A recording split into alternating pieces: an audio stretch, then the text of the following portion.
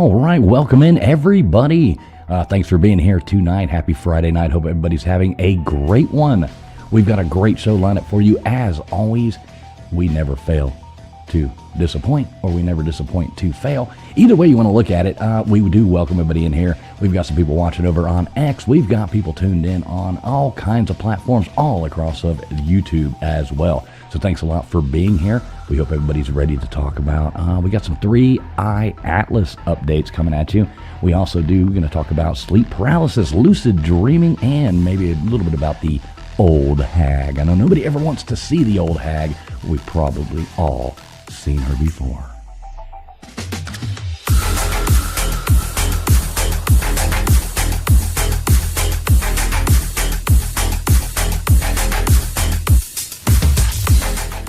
As always, we've got here with us our famous Instagram star, the philanthropist, the only lady I know that owns 2 jets, Gutters Pub. How you doing tonight, Gutters?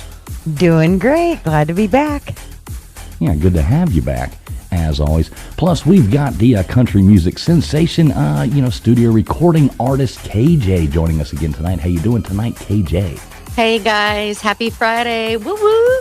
I'll get that woot woot. Couldn't go on with the show without a woot woot. We got Nathan from Old Man Builds, our token mad scientist, coming in here to join us again tonight. How you doing tonight, Nathan? Great, man. Looking forward to some sleep paralysis. Everybody looks forward to that. And we've got joining us Joe Straight Dope. He knows a lot about sleep paralysis, so he's going to be teaching us a little bit about that tonight. How you doing tonight, Joe? I'm doing good, and all I got to say is if you're tired, go to sleep now, because after this, you're not going to want I like it. Don't get scared away. Don't get scared away, people, because we got to go in for you. And as always, we have our esteemed Mr. Producer. How you doing tonight, Mr. Producer? Look at that. The producer. Doesn't even know he's muted. Probably sitting there talking to us. I've been doing stuff in the back, hush. I haven't been able to sleep in the past couple of days because, well, it's definitely not because of sleep paralysis or anything. Well, maybe after tonight you'll sleep well. So yeah, we appreciate you being here as always, Mr. Producer. So thanks a lot, everybody, for tuning in. We're going to get this show started here in just one moment. So everybody, sit back and get ready for a night of fun.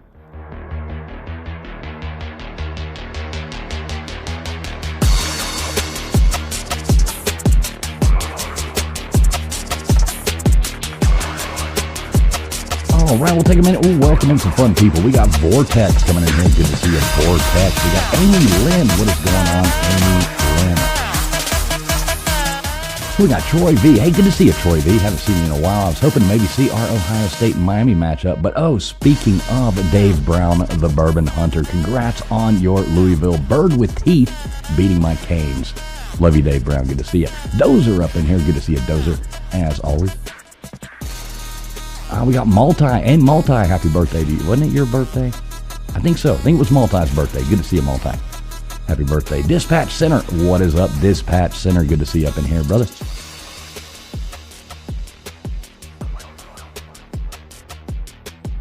All right. We got any other ones coming up here? Who else we got in here? I can run down through. We got James Thompson in here. Good to see you, James Thompson. Who's that? Carson Beck. Exactly. The interception machine tonight. We got, there's Dave Brown up in here again. We got Jan. Good to see you, Jan. Jan does like. Good to see you, Jan.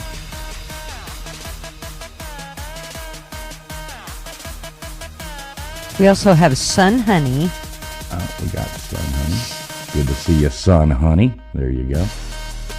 We're running down through these things. We got Miss Scarlett in here. Good to see you, Miss Scarlett, as always. Love the picture. Lightspeed up in here. Good to see you, Lightspeed. Matt Dummett. What's up, Matt Dummett? Damn it, Dummett. Wanda E. Good to see you, Wanda E.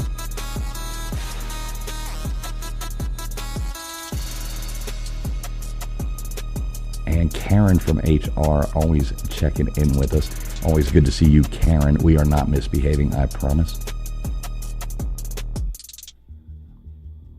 All right, we want to flow down through there a little faster. That would be cool. It is hard to keep up with this Mr. whole Producer. MMO. I'll run down through it. I'll get the this. rest of it. I'll run down through it. We got Maui Howie up in here. Good to see you, Maui Howie. Son Honey, good to see you, Son Honey. We've got Straight Dope up in the chat. Funny to see you there. Honest Jeff, good to see you, Honest Jeff. We got Vortex in here. Amy Lynn, as always, good to see Amy Lynn. Let's see who else. We got KJ in the chat. What the hell are you doing in there, KJ? Let's see who else we got coming in here. It is hard to keep up with. A lot of people coming in on 4 channels. So good to see everybody. If I missed your name, I do apologize. I didn't do it on purpose. Big Dog Maw up in here as well. Good to see you, Big Dog Maw. So what do you say we get this dang party started? I know these people aren't just here to listen to me ramble on and on and on. So that being said, welcome in everybody. Thanks a lot for being here. Whether you're watching over on X, we got this streaming out on Gutters Pub. We got it going out on Old Man Builds. We've got it going on LW's channel. He's probably going to be joining us here in a little while. Let's see. I think that's everywhere that it's going, but yeah, 1, 2, 3, 4. I don't know. It's going out on like 7 platforms. So we got 101 beautiful people in here watching us right now. Thank you very much to everybody being here, no matter where you're coming from. Make sure you hit that thumbs up. So take it away from me, guys. I've ran my mouth long enough. How's it going? It is. I don't know how you do that, man. Like I'm sitting. Okay, this is my first time trying to do it. What he does in the back, trying to click on the comments, and it's going so fast. I keep misclicking. I'm like, okay, I don't know how you do it. It's an art, man. It is an art. You just got to kind of just float away and just let the imagination go wild. I guess I just don't know, man. I just don't know how you actually end up doing that, man. That's just a lot of clicking. Lots of clips. And we still got more people coming in here. We got 3 awesome dogs. Good to see you, brother, as always. So on to the show. So what the heck are we talking about? I know we want to talk a little bit about 3i Atlas. Baker, don't you have an update on that? What the hell's going on with 3i Atlas? You know, that rock is still flying into space. Back to you, fools. There we go. Well, thank you very much.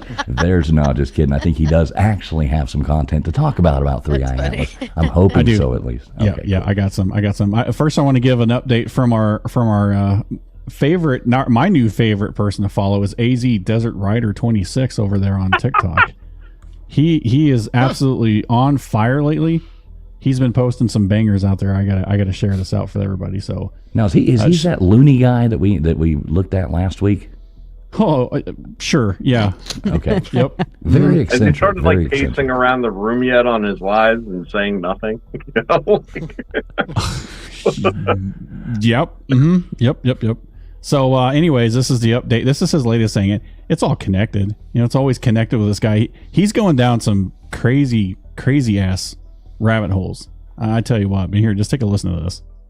About the rest of you, but it's kind of interesting, right? When everybody's supposed to be looking at the sky, the entire everything is cloudy. Ain't that suspicious how all of a sudden we're getting all these storms and clouds when we're all supposed to be looking at the sky? Makes you kind of wonder what cloud seeding does. Huh. We're on cloud seeding Amazing now. how everything's cloudy all of a sudden. Looks like there's clouds everywhere except for where there's not. Everything. Yeah. That was a hell of an observation you made there. So he continues on with this.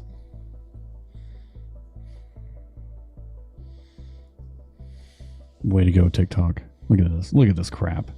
Get your shit together. Well, yeah, it is the So team because of I YouTube. watch the sky and I'm always looking up instead of down at my phone like the rest of the world, I'm always trying to pay attention to the weather patterns, the cloud patterns, and all that stuff. So I watch this all the time, and right here, I don't know if you can see it, but I see like vertical lines in the pattern right here and right here only. Nowhere else. And it's kind of funny how this observatory in Hawaii is completely blocked. It's going to be completely blocked by clouds. None of these clouds are moving. When you put this in motion, they're all not moving. That's not normal, people. There's no He jet hasn't hit stream play. happening. Like, you can put It this probably in just motion. has a bad and walk. TV. There's nothing happening here, people. So basically what he's getting at is that he thinks now HARP is been turned on. He thinks it's all been turned on now, and it's trying to block amateur telescope views from the 3i Atlas. He does know they go at an angle. They don't go straight up, right? I mean, he does kind of realize that, right? I don't know what he realizes. I don't even know what the hell he's talking about. I have no. Yeah, He's talking so about lost cloud with this seeding. video. He's talking about how the government's turned HARP back on, controlling the clouds, and he's basically alluding to the fact that the observatory in Hawaii is about to get covered up by clouds when it should be looking at 3i Atlas. Is this recent? How recent is this? Was today? It was today, I think. Because he's like Yeah, it was a day clouds ago. everywhere. I'm like, we Right, haven't had a Laura? cloud in the sky for like days. It was a day ago, according It's to been beautiful. A the day old ago. ticker talk. No, a You know, day ago. it's guys like Oh, this saying okay. stuff like this that takes all the credibility of like a program like HARP that probably does exist and just puts it into such a whack place that it becomes unbelievable. Yeah, and I'm not saying okay, listen, I want to go on record and say I'm not trying to put words in this guy's mouth, but I mean, he has it right there. Something's up with this. It's not right. Possible HARP being used. I'm assuming he's coming to this conclusion that you're using HARP to cover up these telescopes so they can't see 3i Atlas. That's just what I've come to my own conclusion. Don't want to speculate what he thinks. Fair. But I don't think there really has been any super critical updates with 3i Atlas. I do have another video that I wanted to show everybody. I won't show the whole thing. It's 12 minutes long. Of course, we won't do the whole thing, but it does do a really good job of kind of breaking down all of the updates so far that's happened with 3i Atlas. This guy, he's from Mindseed TV. He's got loads of subscribers, but if anybody here hasn't subscribed to him, I highly suggest it. He's entertaining. I like his channel. So I'm going to play a little bit of his stuff just to kind of get it going. But It obviously, looks like I he's said, we about to won't- smack me or something. I know. I'm It's like, like, ducking over ugh. here, like, oh shit, this guy's gonna jump out at me and rough me up or something. Hey, have you never watched any of his stuff before? No, let's check it out. He looks Okay. interesting. Here we go. We're going to play some of it right now. You know that I talked about 3i Atlas a couple months ago in a UFO compilation video, and I told you that you should be keeping your eyes on this thing. And why did the government shut down NASA's live stream? We have so many things to talk about, and I have some cool footage to show you that you might not have seen. I'm going to give you all the updates that you need to know right now.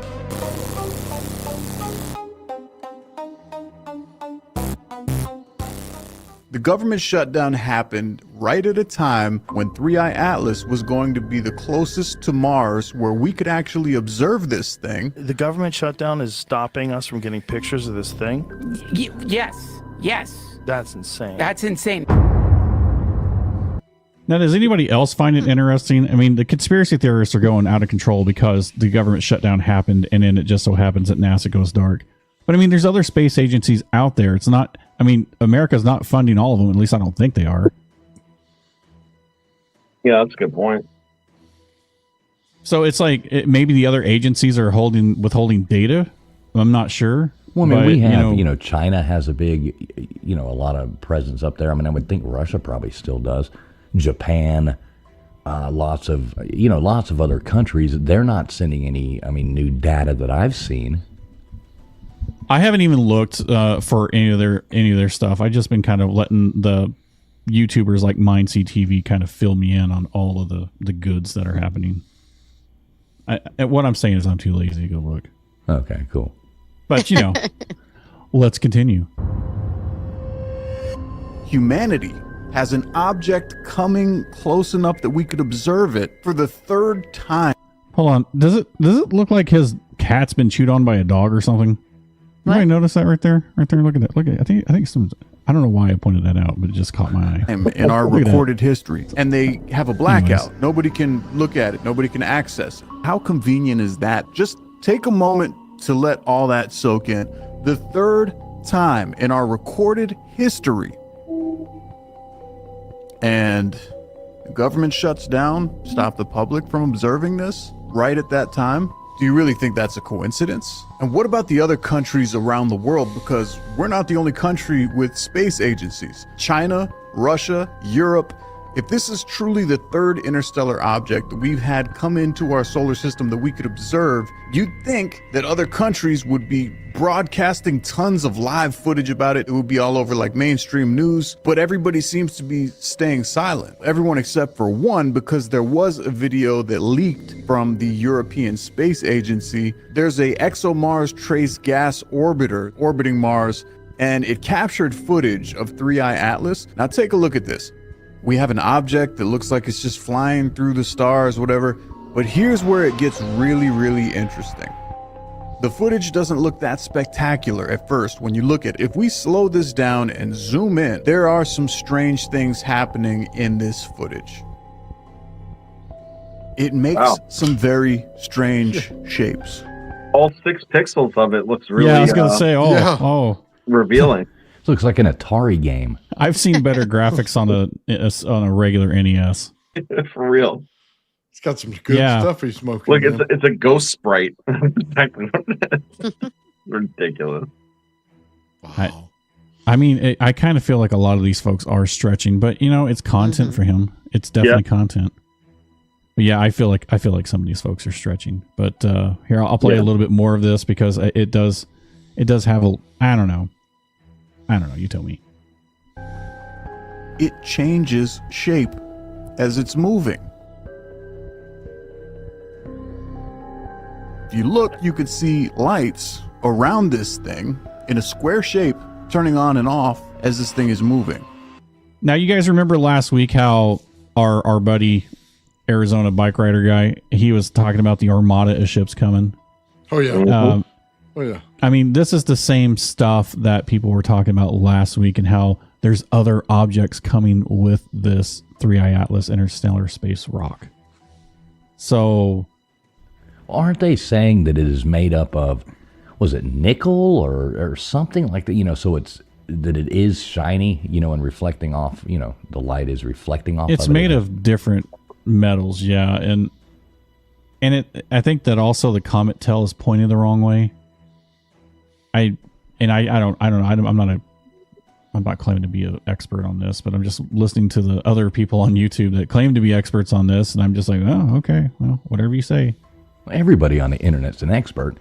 I mean, the thing is very odd, and what it's doing is quite interesting, and it is it is interesting to watch and keep up with it.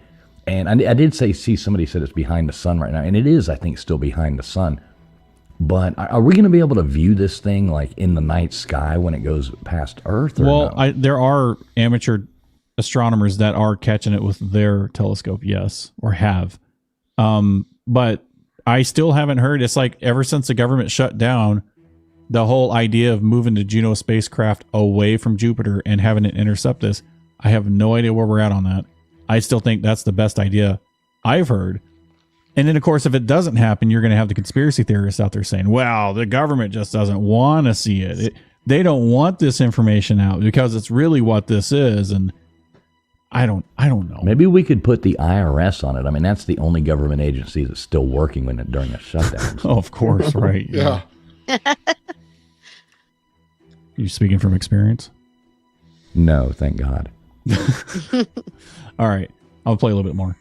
It's weird looking. And I don't know why it's weirder than other comets. But it does seem like it's going, loop, loop. It's like rolling in a weird way. It's what it's releasing is the weird part. And there is some explanations for why this thing is making these strange shapes. What scientists are saying is that it's due to gases being released. In other words, this thing is just flying through outer space, farting and doing backflips. But to me, it looks like it has blinking lights on it, or it's just changing shape or formation. I don't know, but I don't really look at enough of these to know if that's what comets normally do. But here's the strangest part of all. This is like the newest update.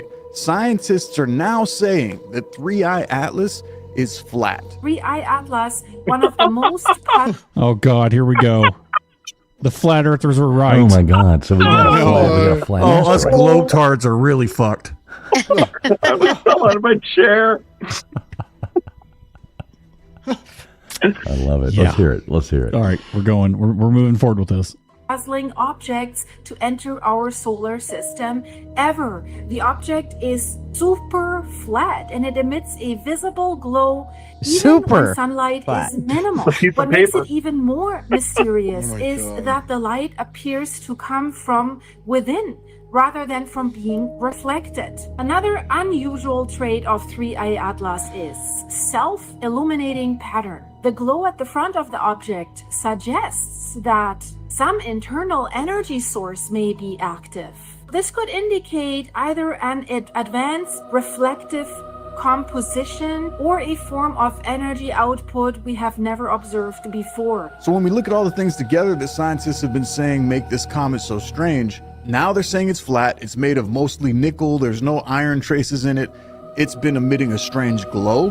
They're saying that it's turned green at times. They're also saying that it didn't have a tail behind it, it had a tail in front of it for a little while. It's been changing course every 4 hours or so. And the reason that they're saying it's changing course is because the gas being emitted is like making it flip-flop as it's moving around. And if you didn't know, it's moving like 137,000 miles per hour. Insane. So yeah. There's a lot of insane stuff that was just said. Yeah, like who did their animation? They said it's completely flat, and then you see this rock that's not flat at all. I know. And then everything was spherical, and we're seeing lights on it. It's like, oh my god, dude, why don't you just stop all of that? Draw the picture. I know they at least could have got a good like lake skipping rock or something like that. Right, Up there. I mean, could you imagine flat. trying to skip that thing down the lake? Ain't no way that's going to happen. No. And can we talk about what Joe Rogan was wearing? What is happening in that episode? Did you guys see that? Yeah, I noticed they were like dressed like priests, I think. Right. Is that? I was kind of wondering too, you know. Yeah, that was kind of weird. Anyway. Not sure. So this next section of this video, it goes over what we talked about before last week, and then I brought it up week before last about the wow signal and how this is coming from the same general area. This is kind of the last part that I wanted to show you guys before we dive into the real reason we're here. But Tanner, take a look at this. Well, the weird part is coming from the same part of the universe where the wow signal came from. Yeah, that's weird. That's weird. That's fucking weird. The wow signal was a transmission that was picked up in 1977.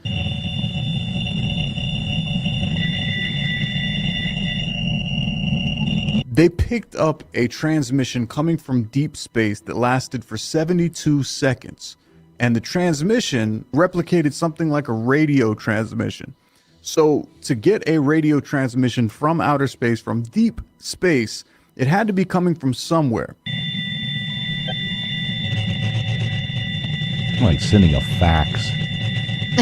That's exactly what it sounds like. The person that discovered it literally wrote "wow" on the transmission printout, and that's how it got its name, the WOW transmission. This is where it gets interesting. 3i Atlas is apparently coming from the same direction and the same part of space that transmission was received in 1977. That's kind of odd, because if I point up right now at the sky, there's a million different directions to point, okay? Standing on different places in the earth, there's a million directions that we could point out into space.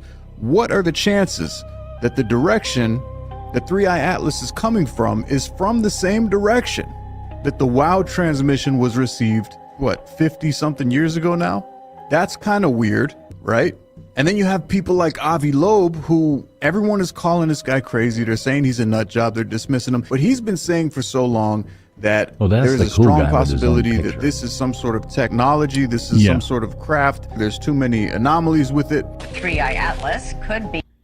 So, I guess the sum this up without having to play the whole entire video, obviously, is just because this is coming from the same part of space. Yeah, what's the coincidence? What's the chances? I don't really know. I'm not a mathematician on that.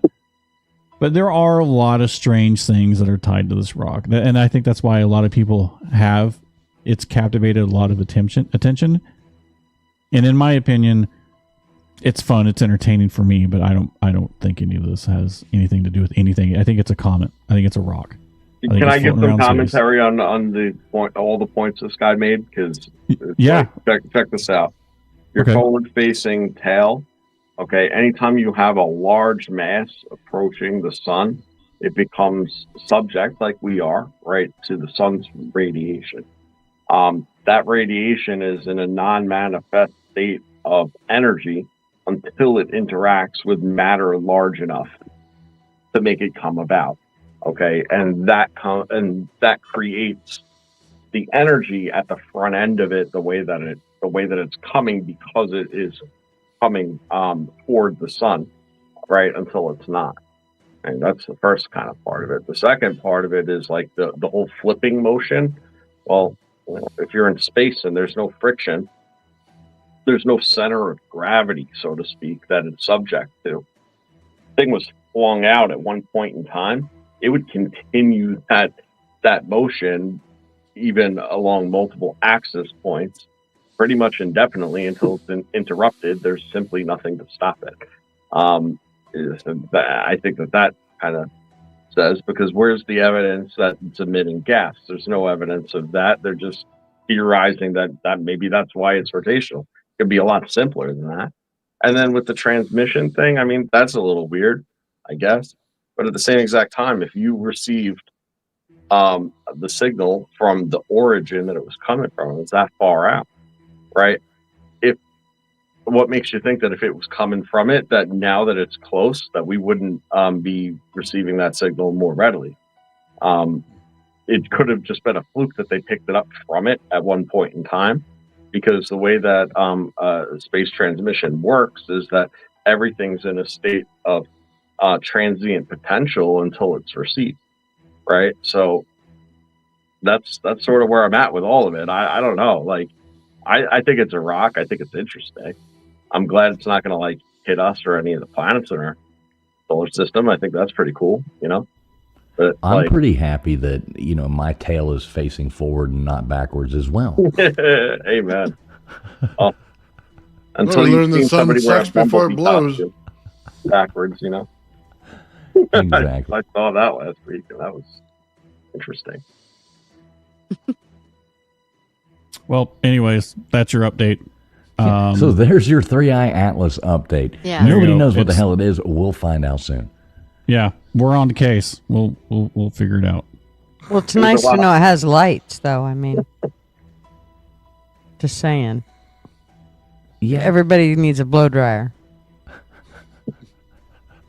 All right. Are you trying to make a joke, Gunners? I was trying. Okay. Yes, definitely. Right I was over waiting on the you punchline. I was waiting for it. You know? Okay. I tried. Okay. Went over your head. We need that sound effect for Gutters. Right. Where's the gong? Yeah, I can find that gong. Where is it? I've never used it, but I think it may be needed. Definitely sounds good. There you go. Okay, thank you very much. All right, so moving on. There's your 3i Atlas update. You got any other stuff for us there, Baker, on that, or are we jumping right into the scary stuff? We're gonna jump into the scary stuff, but before we do, I do have something to say. That I found this out a few months ago, and I met somebody recently that now has confirmed this, but I don't know how many people in chat knew that approximately 5 to 10% of people in this world don't have inner monologues, right? I thought that was crazy. It's like, what do you mean you don't like, you can't listen to yourself talk in your head and none of that? Whereas 30 to 50% of people do have that ability.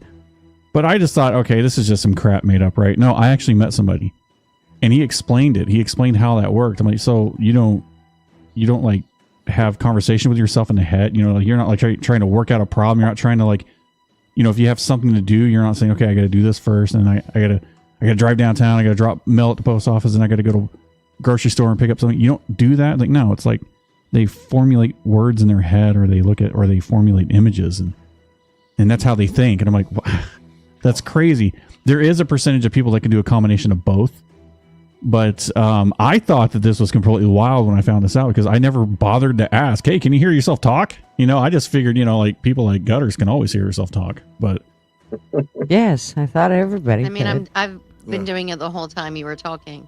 Exactly. Well, I have a big mouth and I'm a visual person, so hell yeah, I can do both. But have you guys ever heard of this? Is this information? Is this new information to you guys, or is this just me? I can't even imagine that someone can't do that.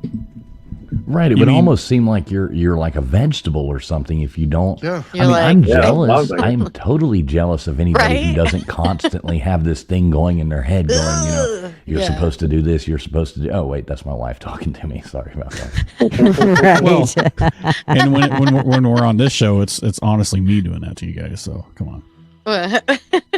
That's funny. But no, that's crazy. I would never have thought that. Now I'll be thinking about it and talking to myself about it the whole time. Right. Well, I feel like we have somebody now on panel that can kind of maybe fill us in on that. With that being said, straight dope, hanging it to you. Right. All right. So we were thinking about sleep paralysis today, which is horrifying. So that's something that I've experienced before. And frankly, when the first time I had sleep paralysis, which for those of you that don't know, the basic explanation, and go further into it, of sleep paralysis is that it's like you are in your bed, you're basically awake, or at least you think you are, and you're pinned down. You really can't move. And there also is a hyper awareness of the room that you're in and everything in the room. And for a lot of people, that's enough. But for some people, what ends up happening is there's a sensation of a presence. And that presence often becomes visualized in a very realistic way and more or less superimposed over the reality of your room. And it's a very terrifying thing because you think you're already up, so you really can't wake up. And even once you realize that you might be sleeping, you still can't wake yourself up. And even when you're out of it, it becomes very surreal when it stops, because at that point, your reality has just become twisted. You don't even know if you're out of it or not. So it's very, very fascinating stuff. Yeah. Has anybody else here experienced? Well, that's what I was about. I realized I was muted. That's what I was about to ask.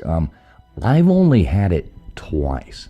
And the weird thing is, both the dreams that I had when I had it, I was in the exact same place. Mm. And, it's always this thing where I go down, and it's only happened to me twice, and it's really creepy because I always go and I'm like working in somebody's home. And I go down, and I think this goes with the lucid dreaming kind of as well. And I know, like the first time, obviously I didn't remember, I went down a stairs and there was like some kind of entity in this thing, and I'm in this basement. And, it's so blurry when you try to look back and try to remember exactly what it was.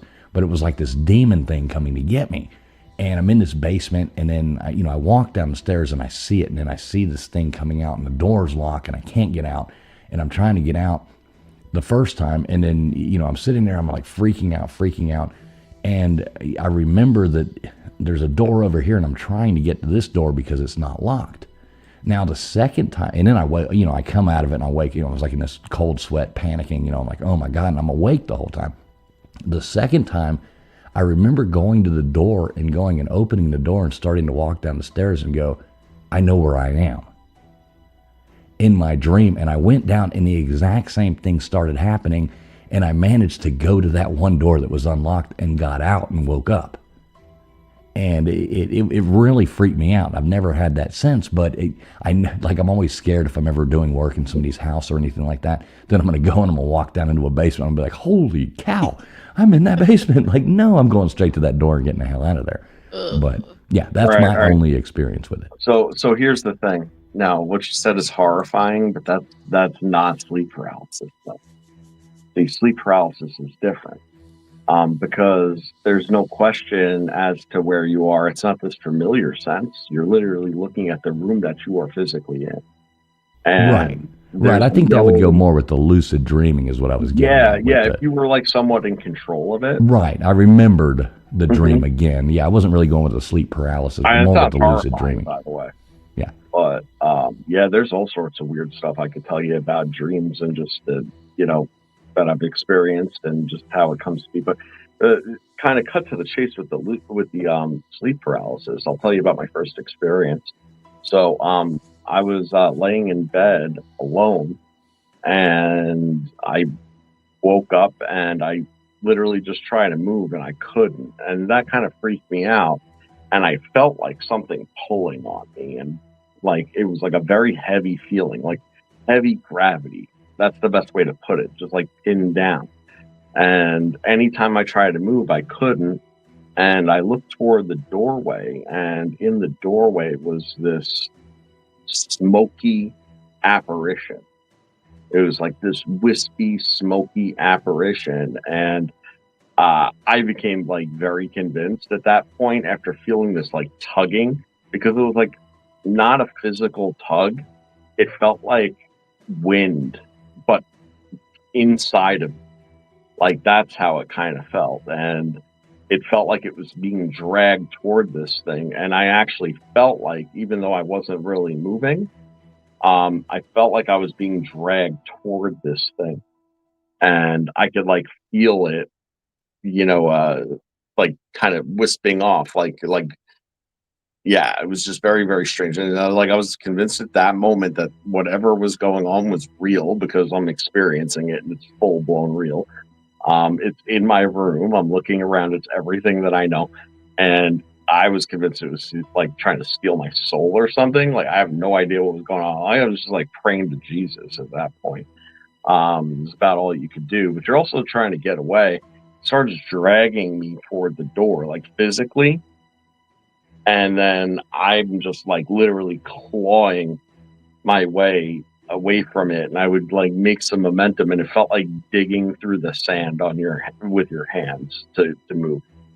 It's exactly what it sounds like. And then the crazy thing is you end up back in your bed, and then it just starts all over again. So you think you're out of it. You look around, you're like, okay, it's quiet. Okay, I don't feel that. You look around, and then you're like, all right, I need to get up. I need to get out of bed. And then all of a sudden, it starts pulling you again. And it's like you look and it's there, and you're like, I thought that this was over, and it's not. And it just goes on and on like that until you finally actually do wake up. And when you do wake up, it feels exactly the same as all the other times that you thought you woke up. And you get out of bed that time, and you're not sure whether you're still there or not. And it's horrifying. So that was the first time, but there's been other experiences as well. See what we got here. Now let me ask this real fast before we go on any further. KJ, have you ever had any of these experiences? You ever had sleep paralysis? Yeah, I've had.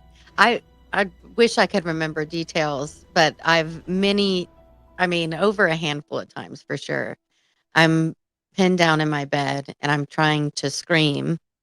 I'm trying to wake myself up. And like in those movies where you see someone with no mouth, and they're like, it's that type of experience. And my husband's woke me up and been like, hey, are you okay? Are you okay? And I'm like, it's terrifying but I don't remember the surrounding events. I just don't. But just trying to wake myself up, and I couldn't, and I was trying to scream to get out. This happened it's happened many times. But I don't remember so vivid like you guys. You don't remember anything you've seen or no. Like that? In other dreams, like I've dreamt, like you see in the movies or the cartoons where it's like a black room, so you're like in this empty space. Many times I've been in that and falling, and that's just, it's always the same when I dream that. It's always the same space. And I'm just falling and everything. It's so weird and scary. But that I remember that specifically because it's been repetitive. But when I'm not able to speak, and I can't remember the details, I just always remember being terrified. And that's it. That's all I can remember. Yeah, that's it. It's a terrifying thing. What about you, Gutters? You ever have any of this? Mine was kind of induced. I went in for surgery, and when I came out of surgery, Marv said I said things that I don't remember saying at all. But when I got back into the room, I remember the doctor I could hear the doctor asking Marvin what time he wanted to take me home. And he said, you can take her home anywhere from 3 to 6 in the evening. Well, I'm screaming 3, but nothing's coming out. And he's saying 6 o'clock, and I was so mad. I was like, no, I want to go home at 3. He's headed to the local bar around the corner. Right, He's like, hey, if you don't care, just I'll pump choose that 6. IV a little more, I'll be back in 3 hours. You did 3 more hours. Nice. So, but anyways, in reality, I wasn't awake. I mean, I couldn't move. I could hear them and I could see them, but I couldn't talk. So, yeah, that was a little frustrating, but it was from the anesthesia is why that surgery is so scary, and waking up from anesthesia, horrible. Yeah. So what about you, Nathan? You got any experience with this? No, not really. Nice. Good for That's you. good. Yeah, I was gonna say, That's a very positive thing. He's one of those people that doesn't have an inner monologue and doesn't dream. I got Is that true? Inner monologue. Okay, yeah, the inner monologue. He's calling me a motherfucker right now. My daughter, close. my daughter used to sleepwalk, and I'd be watching TV out in the living room, and all of a sudden you'd see her. She'd been asleep for hours, and I'd see her get up, walk right in front of me, and head for the door, and it's like, "Where you going? No, and she's asleep, and scary. The worst was trying to get her back to bed and not really wake her up. So yeah, that was a little freaky, and she did that several times. But yeah, that was Joe, listening to your story, I got kind of a visual image in my head, and I just wanted to share it with you if they'd put it up. It's kind of what I was thinking that was going through your head at the time. Yeah. You guys put up the picture? You got that, Baker? Or you want me to do Yeah, I'm doing it right now. Okay. Sorry. This is pretty funny, actually. Oh, my God. Oh, my God, Nathan. Yeah, except it wasn't a gray, man. It wasn't a gray. Well, I mean, you said you couldn't move, and every time you moved, it kept calling you back. I figured they... I like the probes, though. That's good. a familiar looking probe. I appreciate the placement. You were triple probed. Hey, listen, I'd rather 3 probes there than one where it belongs, huh? Well, that's all we can see anyway. Yeah, that's fair. Oh, I'm saying, judging by the look on my face, it might be right. Oh my God, that's so funny. So what? That's hilarious, though. What about you, Baker? You ever have any experience with this? Sadly, yeah, I have. I've suffered from some kind of a night terror since I was a child, and just like what you guys have said, it's I would always have the same sort of reoccurring dream, not necessarily always the exact same, but similar. But every time, it's always something demonic. It's always something pulling me under the water or under a bed or under something. I'm always getting pulled down. And I remember trying to scream, trying to wake myself up, and I never do. I've had, people tell me it sounds like I'm whimpering when I'm trying to scream, but it's too, like, later on in my life, I've now learned it's so weird because when I have these dreams about 3 to 4 times a year. Kind of depends. I don't know what triggers it or if anything does trigger it, but I can, when it's about to happen, it's almost like I wake up in the dream and like, oh, it's this again. Okay, I know what's going on. And then I start to proceed going down this checklist in my, like, I'm having an inner monologue in my head while I'm in the dream of trying to get myself to wake up what's worked in the past. It's like I wake up in the dream, but I'm still in the dream. Yeah, that's scary. Yeah, and like I said, it happens, 3-4 times a year. sometimes I remember every detail about it, and sometimes I only remember little bits and pieces about it. But I just remember, I can visualize in my head the exact situation that comes up, and it something triggers like, oh, okay, I know what's going on. Time to try to wake up. Let's go ahead and make that silent screaming sound I do. So, yeah, I've definitely experienced something. I don't know if you would consider it sleep paralysis or if it's just night terrors. I don't know. Mm-hmm. But I do have a video that I wanted to get your input on. This is some stuff that Gutters had found, and I know I had this pulled up for a while, but anyways, I wanted to play this and see what you thought about this. So give me a second here to play it.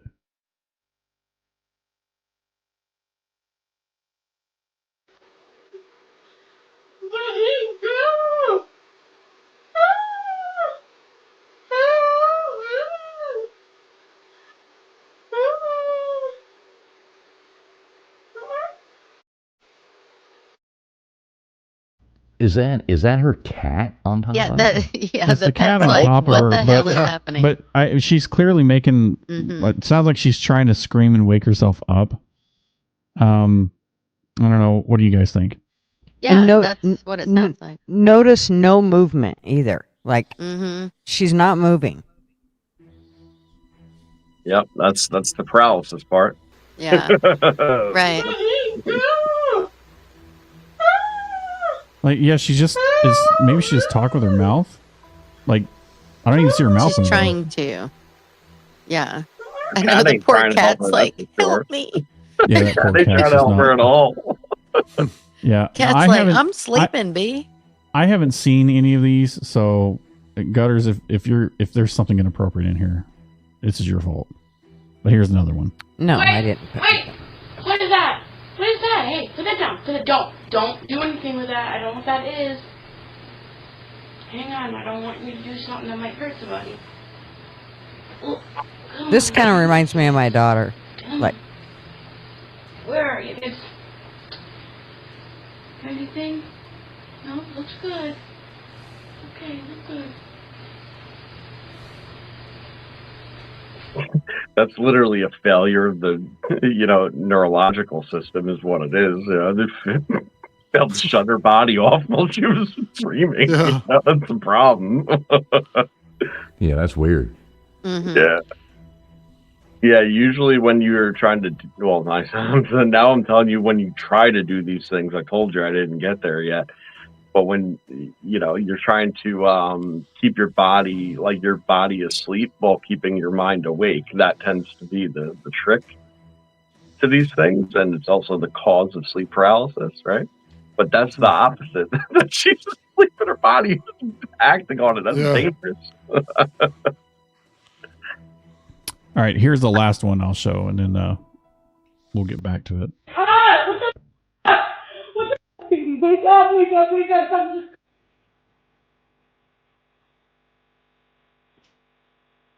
What the hell's going on here?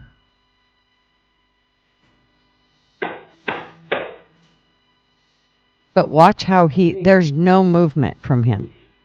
Like, it's like he can't wake up. Probably just drinking. He could be drunk. Yeah. Right. This is me. Yeah, I don't think so. Open the door. Are you waking up?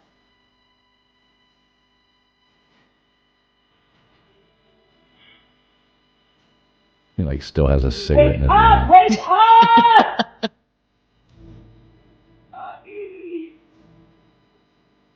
Wake up! Wake up! Dude, I'd be like, I'm out, I'm out, I'm out, I'm out. Yeah, that's just paranormal. What that is. Hold on. Who opened the door? That's why I Why- love having why- dogs. Hold on. What's these three cups? I feel like they get yanked at the same time. Is it 3 cups? That's what It's that is. 3? That's three. There's 3 No, cups that's a there. thing. Looks like That's candles. That's the three. That's There's- 3-eye Atlas. Yeah. Whoa. That's right. Oh no, it's not flat. I glad you clearly guys- see the round. I'm glad That's you not guys 3 picked up on it. cups. That's one object. It's whatever these cups are. Watch, or whatever these objects are. Watch. They kind of fall in a way like they were yanked.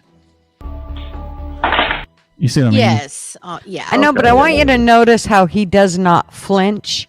Well, he does not. You have not seen my husband. I think it's really weird. Most people would wake up by the time somebody, or kind of move. There's no movement out of him. Unless they throw a backhand or something, you know. Yeah, something. I mean. Yeah, that's true. Yeah. Well, and there's also, you see what perceives to be everything that's transparent there. That's dust. But there was one object that did look like an orb because it was really bright and it kind of was awkward when it was kind of jutting around the Let's screen. see this orb you speak of. Right there. Yeah, where? I've seen it. Where?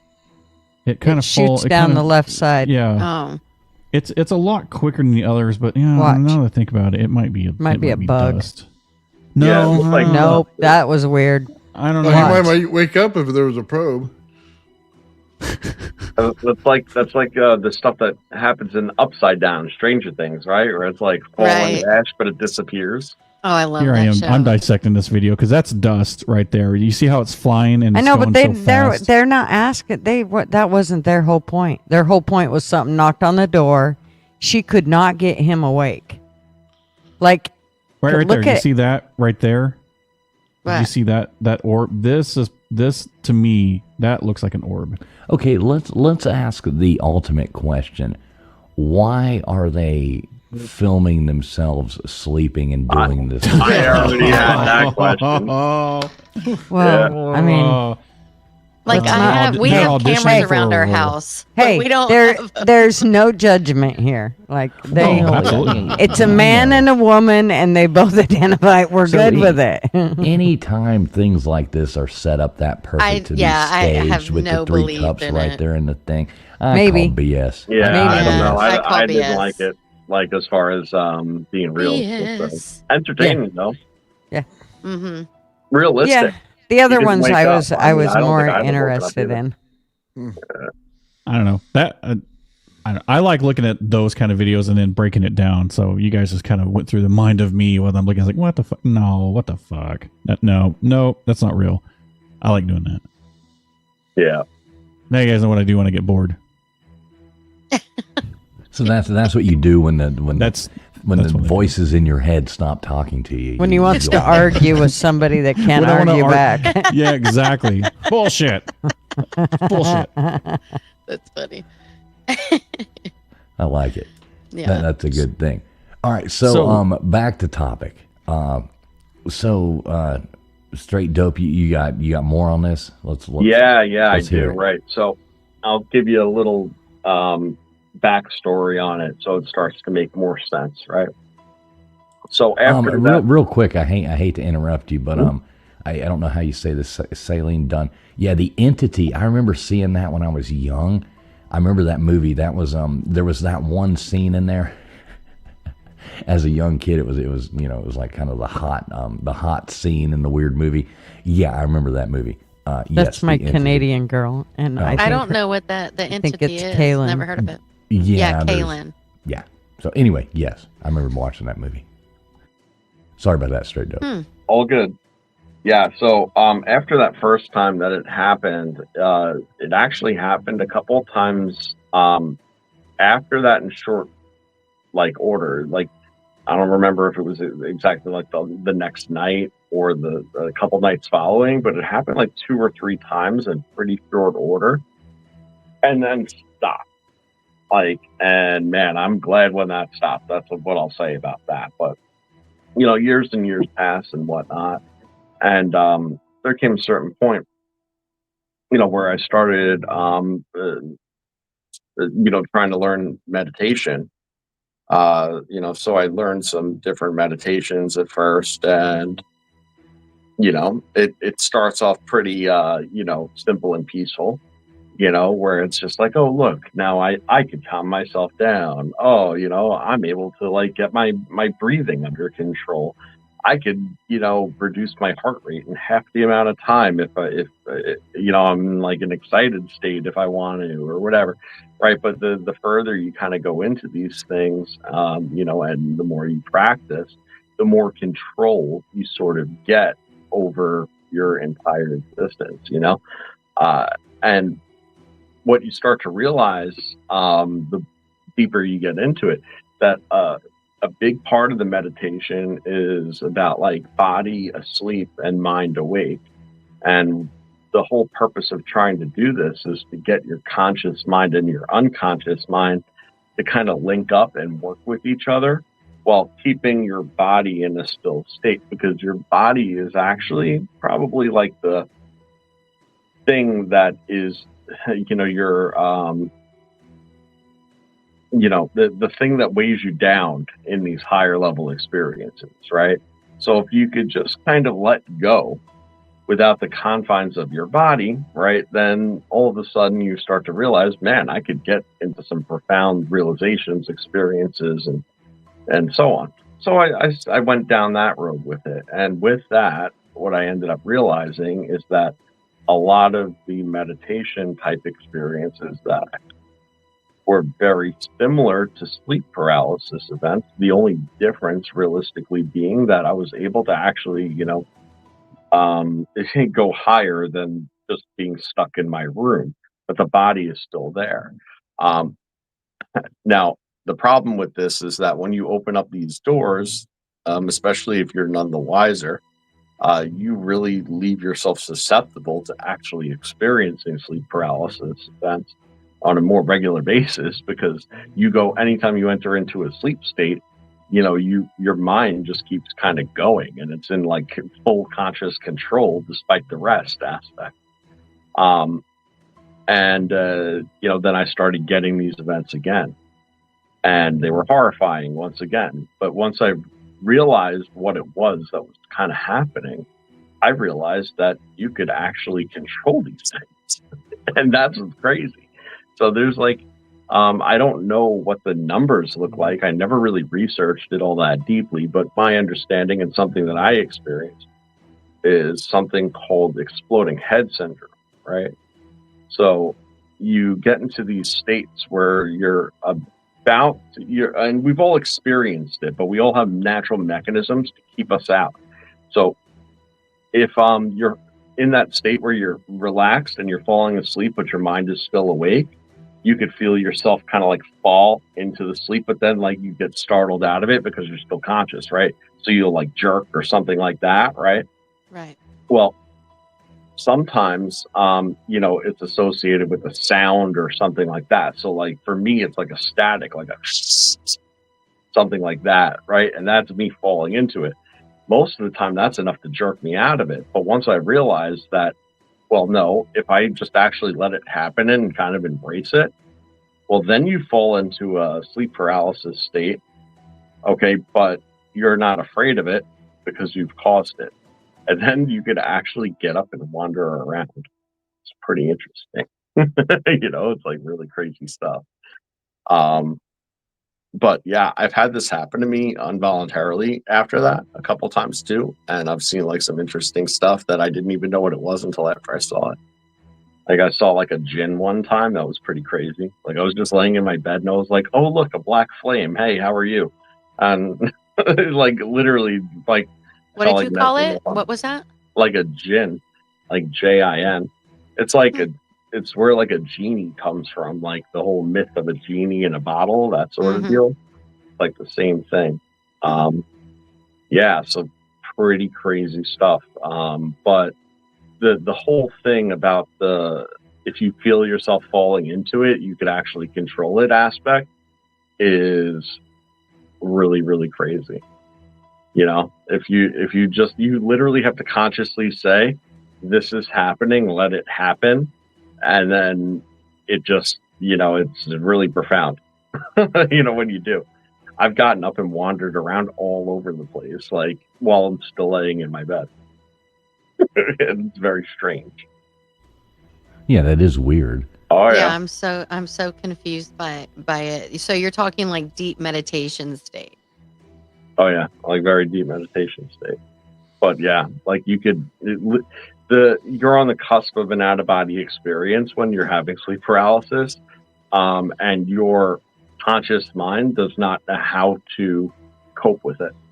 So if you can convince your conscious mind that it's okay and to cope with it and go along with it, you actually gain full control of it, which directly overlaps the sleep paralysis events with lucid dreaming.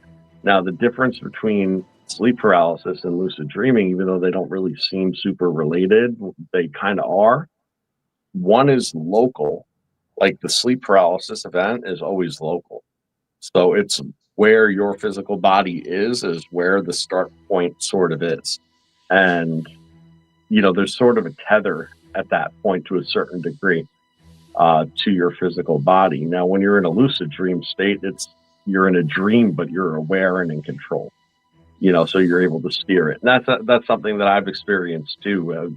Almost all my dreams are lucid. And very strange parallels to stuff. And you said before about like, I see this place in a dream, and like I can't. Every time I go into a basement, I'm like, oh my God, is this going to be the place for my dream?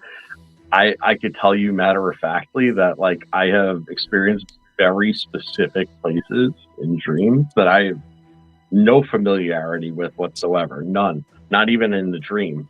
It did not feel familiar in the dream, but yet I've actually seen these places after the fact and was like, wow, wild deja vu. And so then it wasn't like a significance. It wasn't like a DMT kind of thing, right? I've never done DMT or any drug for that matter. I mean, smoked some weed when I was younger, but so with everybody you've talked to about sleep paralysis, and this is me putting on the old tinfoil hat, but do you think that it's possible that it could be a cover story for like an alien abduction or an interdimensional contact that the brain can only process as a dreamlike paralysis? No. Okay. So, I mean, and, take this with the grain of salt that it's worth, but, I personally believe that like the consciousness, is broken up into parts and it's not local to the body. Like, the body and the brain and everything like that is sort of the, mechanism in which it operates and the antenna in which it's received. So we perceive our thoughts as being in our head because our brain is the antenna, right? But at the end of the day, it's kind of coming from somewhere else. So where is that somewhere else and how do you get there? Part of you's there all the time. The biggest part of you's there all the time, right? So that tends to be like kind of the existential question at that point, I think. And, that's what meditation's able to do. Once you realize that if that's there too, well, what else lies there? Well, all of a sudden, this stuff starts to make a lot more sense. It becomes a lot stranger because this is more than potentially you just experiencing it. It could be, you just having a higher degree of perception in those moments.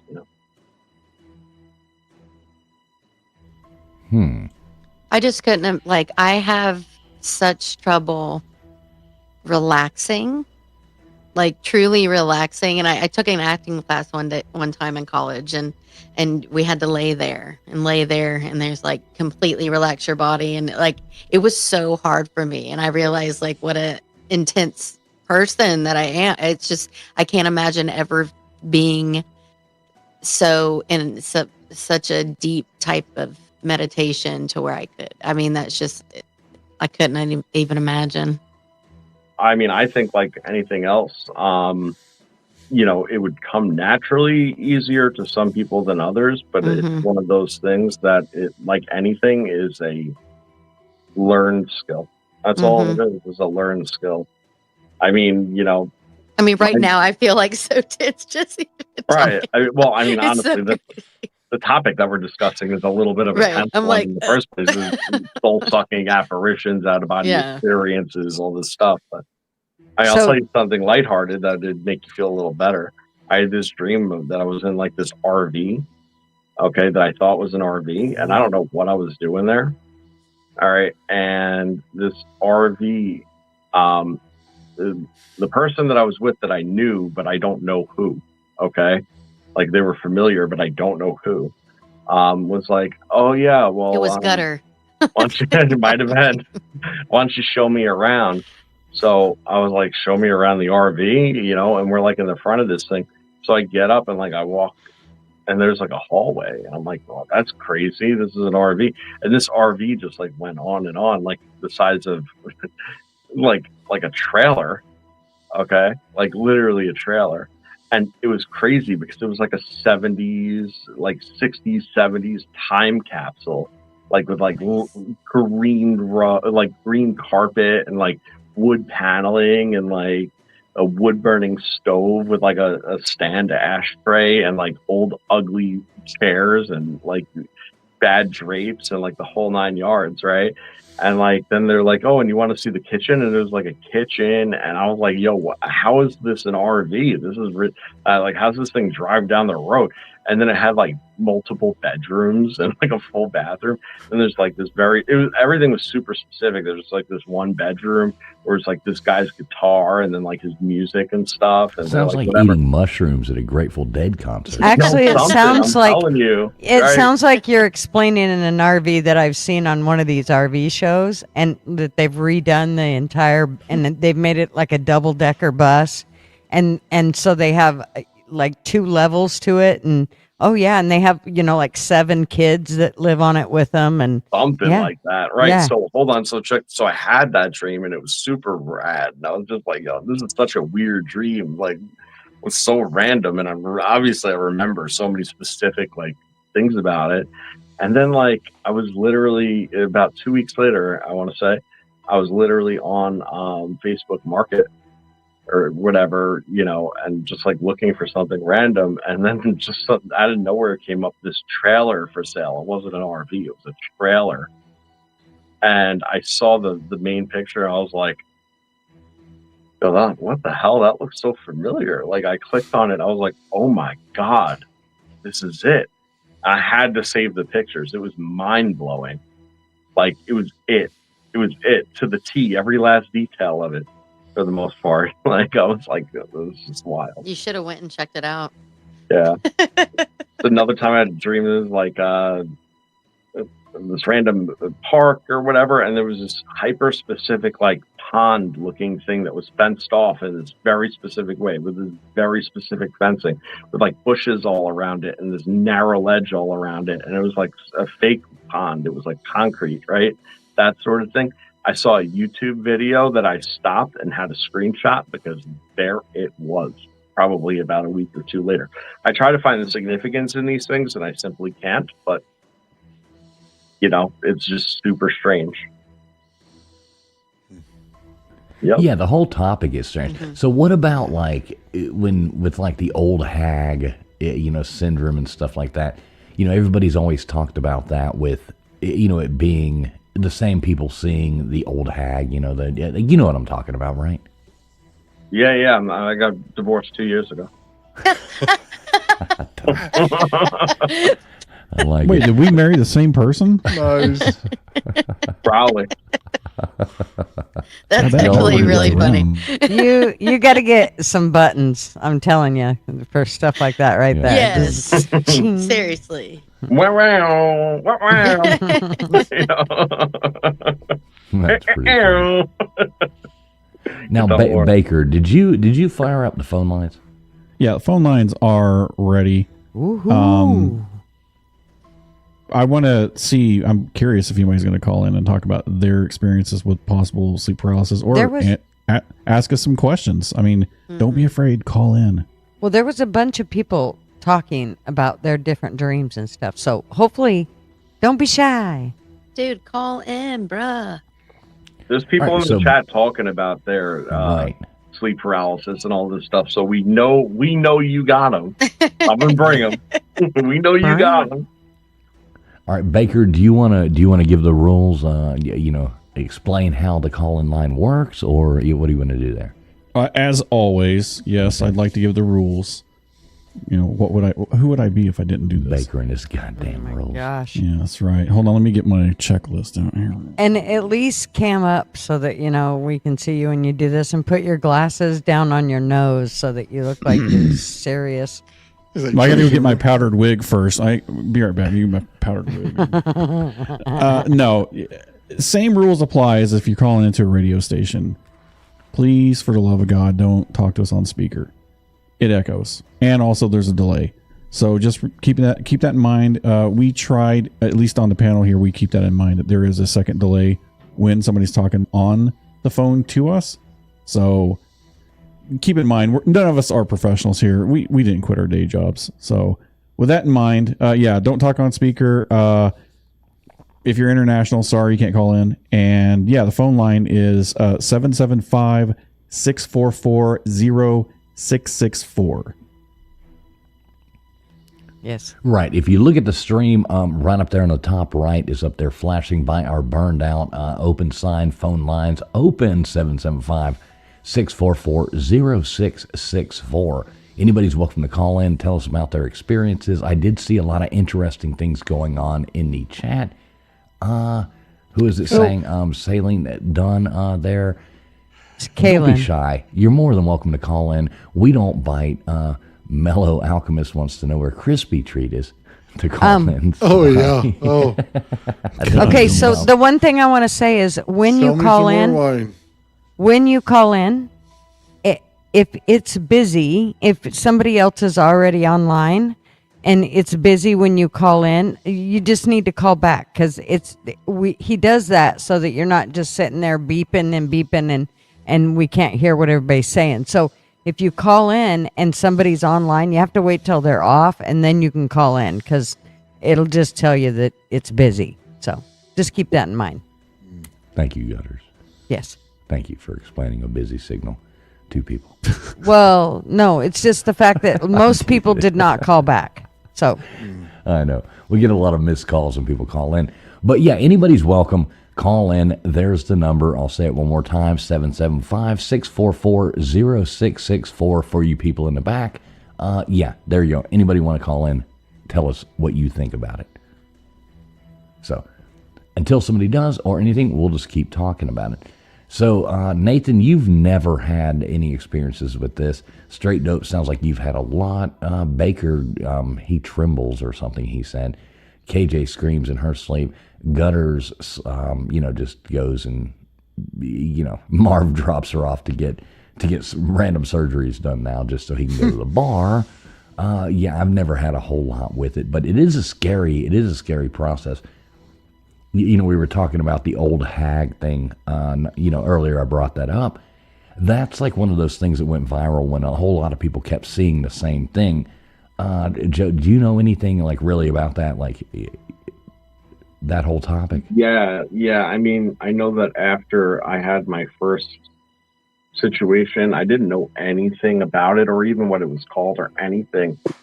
And then, I don't know, something I came across, I was like, oh my God, I experienced that, and what's crazy is the way that it was described was exactly how I experienced it. And it seems like a lot of the people that enter into these states, they see one of like a couple of different things, but only a couple of different things. Of all the things in the world, it's the old hag or it's the dark shadow apparition, the smoke, the fire, stuff like that, but it always comes in that state for people, for the most part. So, that's, it seems that the consistency amongst people that, experience it in the first place are just always there. And that if you were to take 100 people who have legitimately had the experience, had them write their experience down and then come into a room to discuss it, you'd probably have like huge overlap. You'd probably have like 50, 60, 70% of the people having extraordinarily similar circumstances. Yeah. So that's what I'm thinking. I saw something one time, I don't know if it was an old hag per se. It kind of was more of a zombie or whatever, and I wasn't scared of it because I was in my late stages, and I kind of made a joke of it. And it was pissed off that I was making a joke of it. And they're taunting zombies in right in your dreams. The more pissed off that the more I was like, yo, funny bro, cool, like not scared. like the more angry it became, thinking I would get scared, and then it was just a cycle, and then the thing literally became so angry that it disappeared. Mm. I was like, oh, it didn't work, huh? Oh, cool, I'm still here. Let me go do something. You know, like, it's strange. There was one time though that I woke up and I was in the state and I didn't know. I got up to take a piss, and then I got back into bed only to realize that I was there. So then I woke up again and went to go take a piss, and I had to do this like 6-7 times. And finally I got up to take a piss, and then I noticed when I got to my kitchen floor, Hello, can you hear me? Hello? Hello, can you hear me? Got someone. Hello? Hello, anybody there? Oh, for fuck's Yep. sakes. We can hear you. We can hear you. Baker's having a bit of technical difficulty. I don't think he realized that. that No, he was I'm actually- not. I'm sorry, guys. The phone lines are jacked right now. I'm gonna Well, have to reboot. we heard the server. caller. I can't. They can't hear us though. There's one-way audio problems. Uh-oh. Oh, okay. This is why we haven't quit our day jobs. So I gotta reboot everything. So sorry. All right, y'all No bear worries. with us for a second. Baker's going to reboot that and definitely Hold call caller. back in. Yes. So, definitely. Joe, your Groundhog Yeah. Day scenario was taking a whiz? So yeah, so I was getting out of Right. bed. I was getting out of bed to take a piss, and I had to do it like 6 times because every time I got back, I was still sleeping in my bed, and I saw myself sleeping in the bed, and I was like, "Damn it!" So You know. were you able That's to usually do when things you and end it up reset? pissing the bed, right? Well, no. So I ended up getting up, but I was like, "Is it going to be this time?" When I stepped on the floor of my kitchen, the floor was cold, ice cold, and I was like, "Oh, I think I'm awake." And I was. Are you It was guys, getting very trying to frustrated. call That'd in? be Bear really with us bad. for 1 second. We're resetting the phone lines there. Baker's resetting that. We do definitely want to have you call back in. Crafting and contracting, we really want to hear about your abduction thing. I'm all over that. So please bear with us for one moment, and we're going to reboot the system up and call back in. But yeah, we appreciate you guys. Please do, so we could conjure ourselves up a good guess. Yes. That'd be cool to have my own personal Groundhog Day. You know what I mean? Then just do whatever I want and let it reset. That would be so awesome, especially if you knew you were doing it and then you knew it was going to do it, and the challenge was to even get out of it. I probably never wanted to get out of it. What if it I'd was do a this- shitty day, though? That would suck. Well, every day's kind of like that. I mean, gotta look for the bonuses and everything. Jeez. How many days would you get sick of listening to Sonny and Cher every morning? Well, I don't That know. would get Nobody exhausting. says They say we're young and we don't know. You're like, God dang, I got to turn this thing off. I You mean, know, but think about Well, it. If you knew that you're just stuck in it, right, and First you knew step's that a doozy. nothing bad could really happen because tomorrow's the same day, right? Like all your things that made that day shitty in the first place, you could go and do to make it unshitty for the rest of the Yeah. day. So like Well, if you're like- like broke or whatever, like have your first order of business be to try to rob a bank. If it doesn't work, you try again tomorrow. You know, like I mean, you if think you can get listening away to with it for Sonny and 24 Cher's hours, you hard. got away with it forever. Yeah. So You think listening to Sonny and Cher's hard in the morning, man. Try being married for 20 years. You hear the same thing every morning. It ain't no different. It makes you want to go on a ski trip. That's Oh, funny. I've yeah. been married 20 years. I'm begging for that Groundhog Day, man. Yeah. It's like Sonny Bono. He's like, God, I can't listen to this woman anymore. I'm going on a skiing trip. You know, don't mind me. First tree. He's like, Oh, come on. I got you, babe. Wow. That is so. Jeez. So wrong. But, Yeah. you know, That is so wrong. got an up close look at the scenery, huh? right, Oh, exactly. jeez. Yeah, it barks back at you. Well, with her, you saw the Wow. scenery every day. That's so sad. Multi put the little skiing guy in there. Okay, I got him working. I apologize. Sometimes it just takes a reboot. Don't want to apologize, Baker. Like you said before, big none of us deal. have quit our day jobs. Yeah. So are they back and running? They are back and running. I just All right. tested it, so my apologies. There you I go. know, I'm not Phone supposed to lines apologize. back up and going 775-644-0664. And we do want to say thanks to everybody who is out there watching us. 279 beautiful people right now. Yay. Between X, we got Old Man Build streaming. We got Gutters Pub streaming. We've got, going out on LW's channel. We're going out over here on Traveling Fools. No matter where you are watching from, we really appreciate each and every one of you out there. So couldn't do this, or I guess we could do it without you, but it would be no fun. We might as well just be talking to each other on a party line. But we appreciate each and every one of you out there watching. So phone lines are back open, 775-644-0664. If you get a busy signal, just call back, and, we can only have one person on at a time, obviously. There you go. So, yeah. Holla. Holla. Holla, holla, holla. Holla. Holla la la la. I'm curious about this abduction caller. I really want to hear about that'll be interesting. Yes. Yes, definitely. So KJ, what's new in the life of you? You doing any more crazy new recordings or anything like that? I heard you're doing something for Dolly Parton coming up soon. Funny. I do love Dolly, right? She's adorable. And so talented. My gosh. She was never my favorite, though. I'm going to be honest. Patsy Cline is my favorite vocally, but that's just me. But anyway, no, I'm volunteering to sing at a old folks home this month, so I'm excited about that. It'll be fun. Sing some good, some old stuff for them, put a smile on their face. And next month I'm doing a show. A paid gig, so I'm excited about that.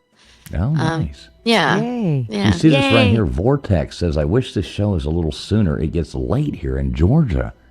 Well, there you go, in Georgia. Right? Where are you at in Georgia, Vortex? You don't have to tell us the town, north, south, middle. Where you're at. No matter where you're at in Georgia, Georgia's a great, great state. Mm-hmm. A lot better than that West Coast stuff. Yeah. We Lame. go off real time here. Well, I don't know. If you was here, it'd only be 5 minutes to 9, so it would be earlier. That does sound nice. That's funny. It only matters, what time you think it is.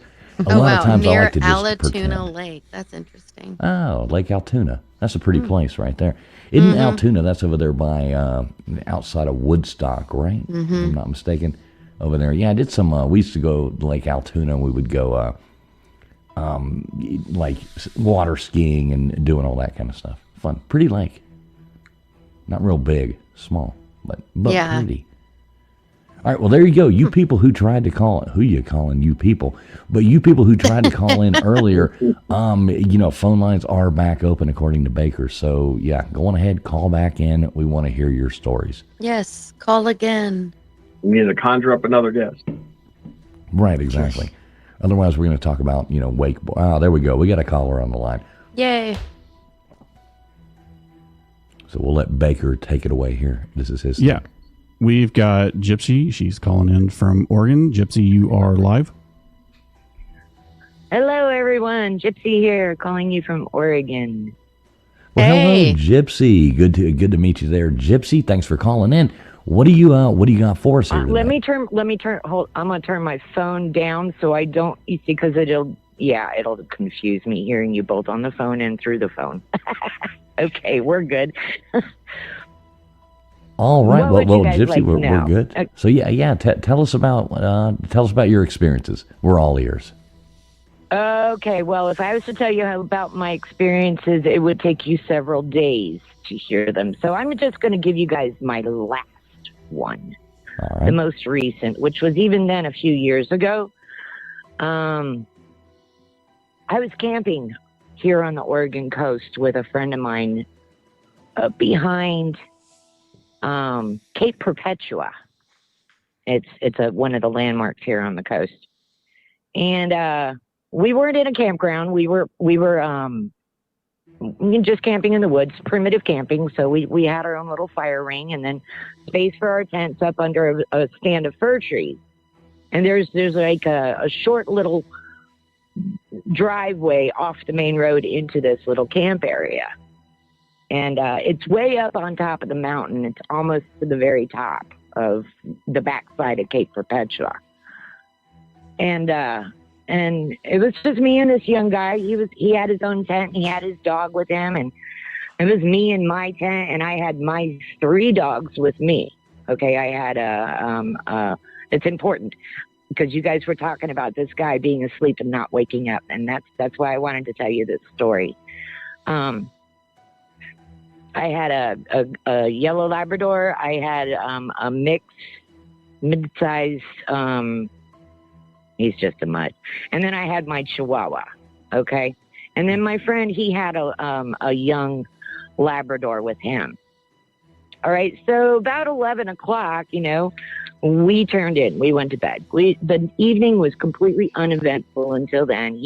He had to work the next day, so he went in his tent, went to sleep, and I went in my tent, went to sleep, and I had my tent set up with an air mattress and my blankets on it and my pillows. It was nice and comfy, and it was like underneath the trees. So there was these huge trees. Now, if you've ever been to Oregon, you know what I mean. The trees are not too thick here. They're big.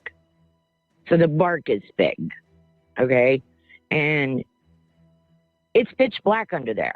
And there was no moonlight, no starlight. It was like a really dark night. And, of course, we put our campfire out before we went to bed. So there would have been no light projecting off the campfire, okay? Now, I wear glasses, and I had took my glasses off and laid them down on the floor next to my air mattress where I sleep. And of course the dogs were on the bed with me. You know what I mean? So we're sleeping. And then all of a sudden I woke up just for no reason, probably at about 2 o'clock in the morning. I'm estimating because I really don't know. I didn't have a phone or a watch or anything with me to tell me what time it was. But when I woke up, it was so bright outside that I could see the outline of the bark on the tree through my tent. Okay. And I'm like, what's going on here? So I'm like, I zip down a little piece of my tent and I put my glasses on because I'm blind without them. And I see this really, really bright light. And I'm trying to figure out where it's coming from. And it's above our vehicles in that driveway. And I'm like, oh my Lord, why aren't my dogs barking? They're completely silent. There's something going on outside and the dogs are quiet. My neighbor's dog is quiet. He's quiet.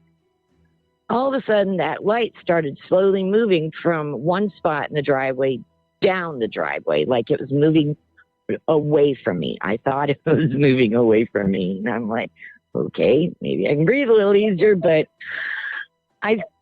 what?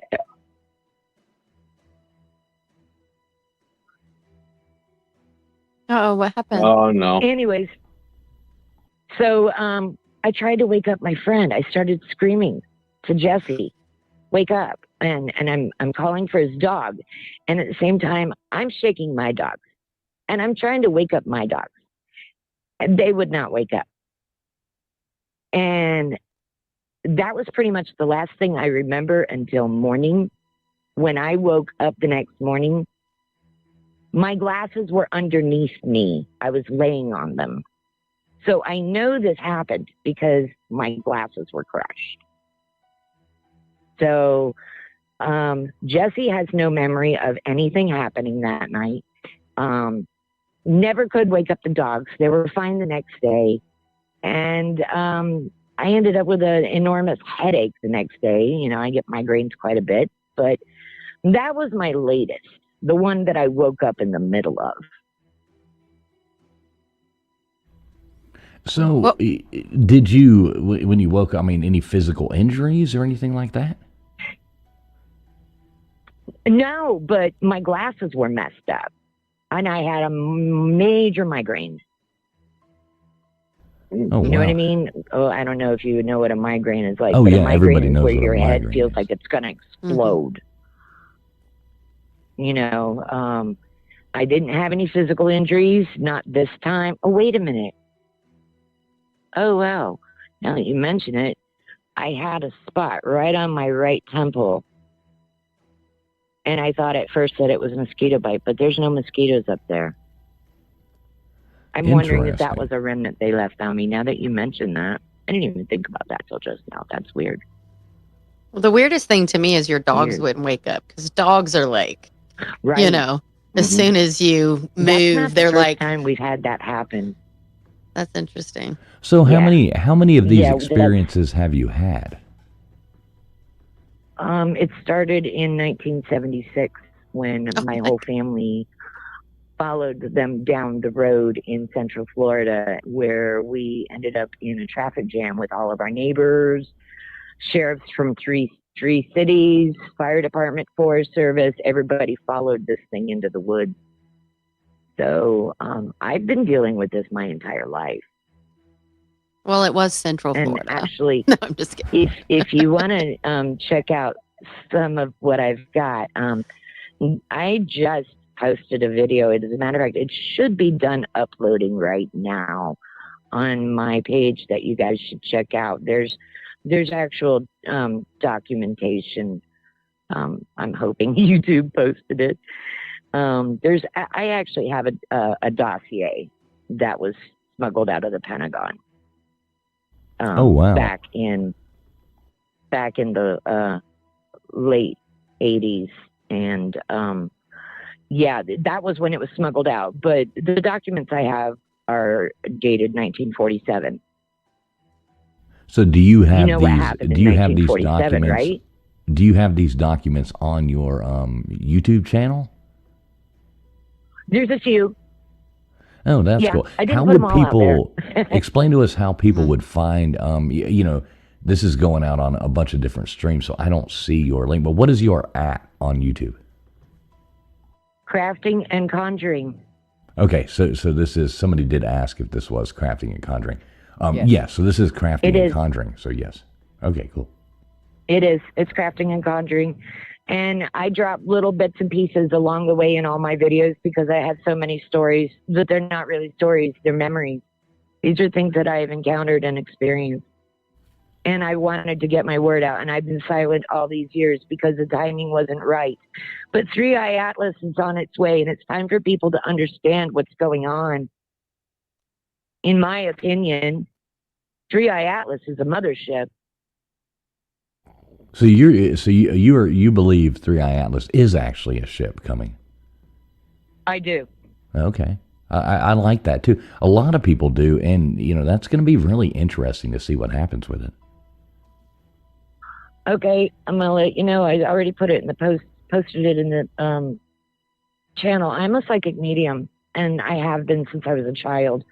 I do shadow work. I'm a light worker, and I work with a pendulum, and I'm very close with my spirit guides, and we're in constant communication about what's going on with a lot of different stuff.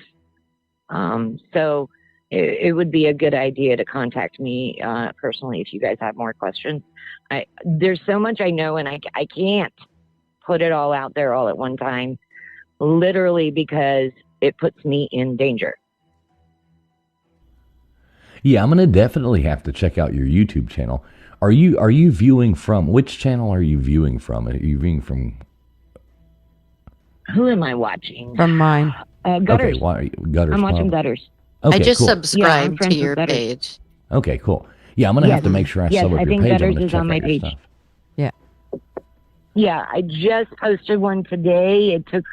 It's taken all day to upload. I don't know if it's honestly, I don't even know if YouTube approved it yet because it's not even done uploading yet.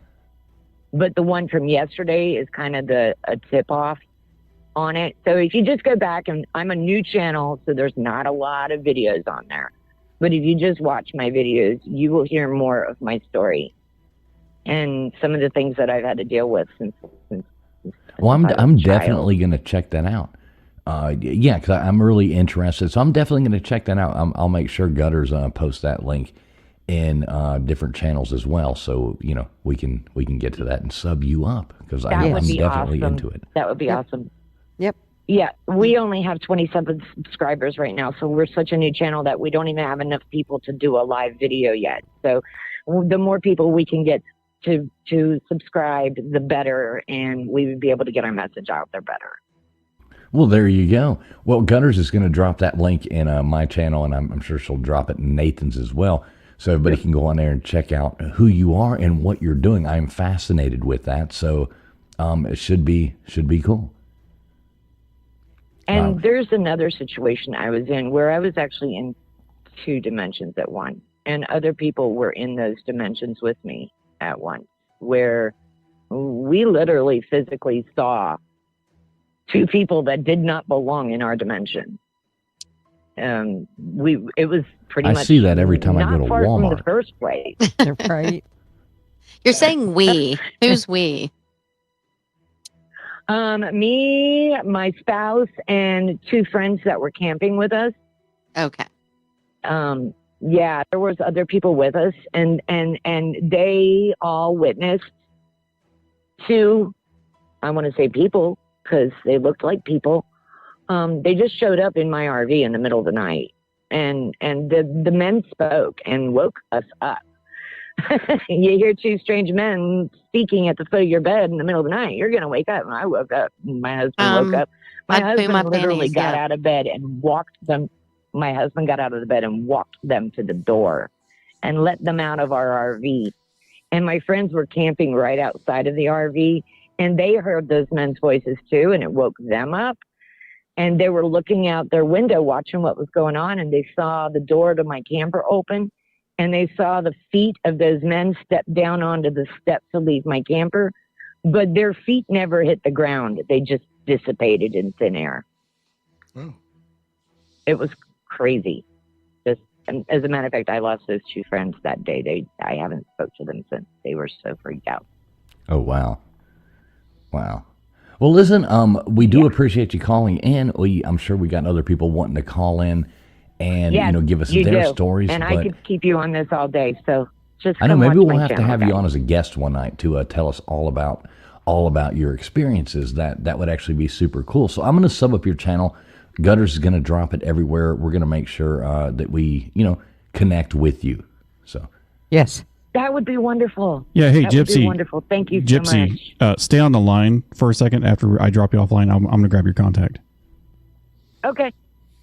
All right. Well, Gypsy, thanks for calling in. Everybody do make sure they go over there and sub her up. That would be super awesome. We want to hear back from you and more of those crazy stories. So thanks so much for calling in. Thank you, Gypsy. Yeah, that was interesting. An abduction story right there. Mm-hmm. That would be probably the scariest thing to ever happen to anybody, is actually thinking that you were abducted. That's, oh my God. You'd wake up like straight dope with all those probes, sticking out of you everywhere from Right. Nathan's picture there. Right, with that look on your face. You rang. Oh, God almighty.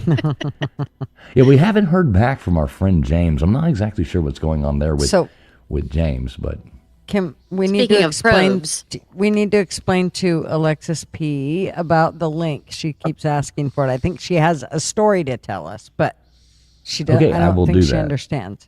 I will do that. This is a call-in show, so phone lines are open once again right now. 775-644-0664 is the number. Lines are open now. I'm pretty sure Baker's getting her info, so it might still give you a busy signal. If you get a busy signal and we have somebody on the line, thank you, Big Dog Mall, posting that out right there. Yes, we can only take Mom. one call at a time, obviously, but feel free to call in. Ma, will There's the number. you grab her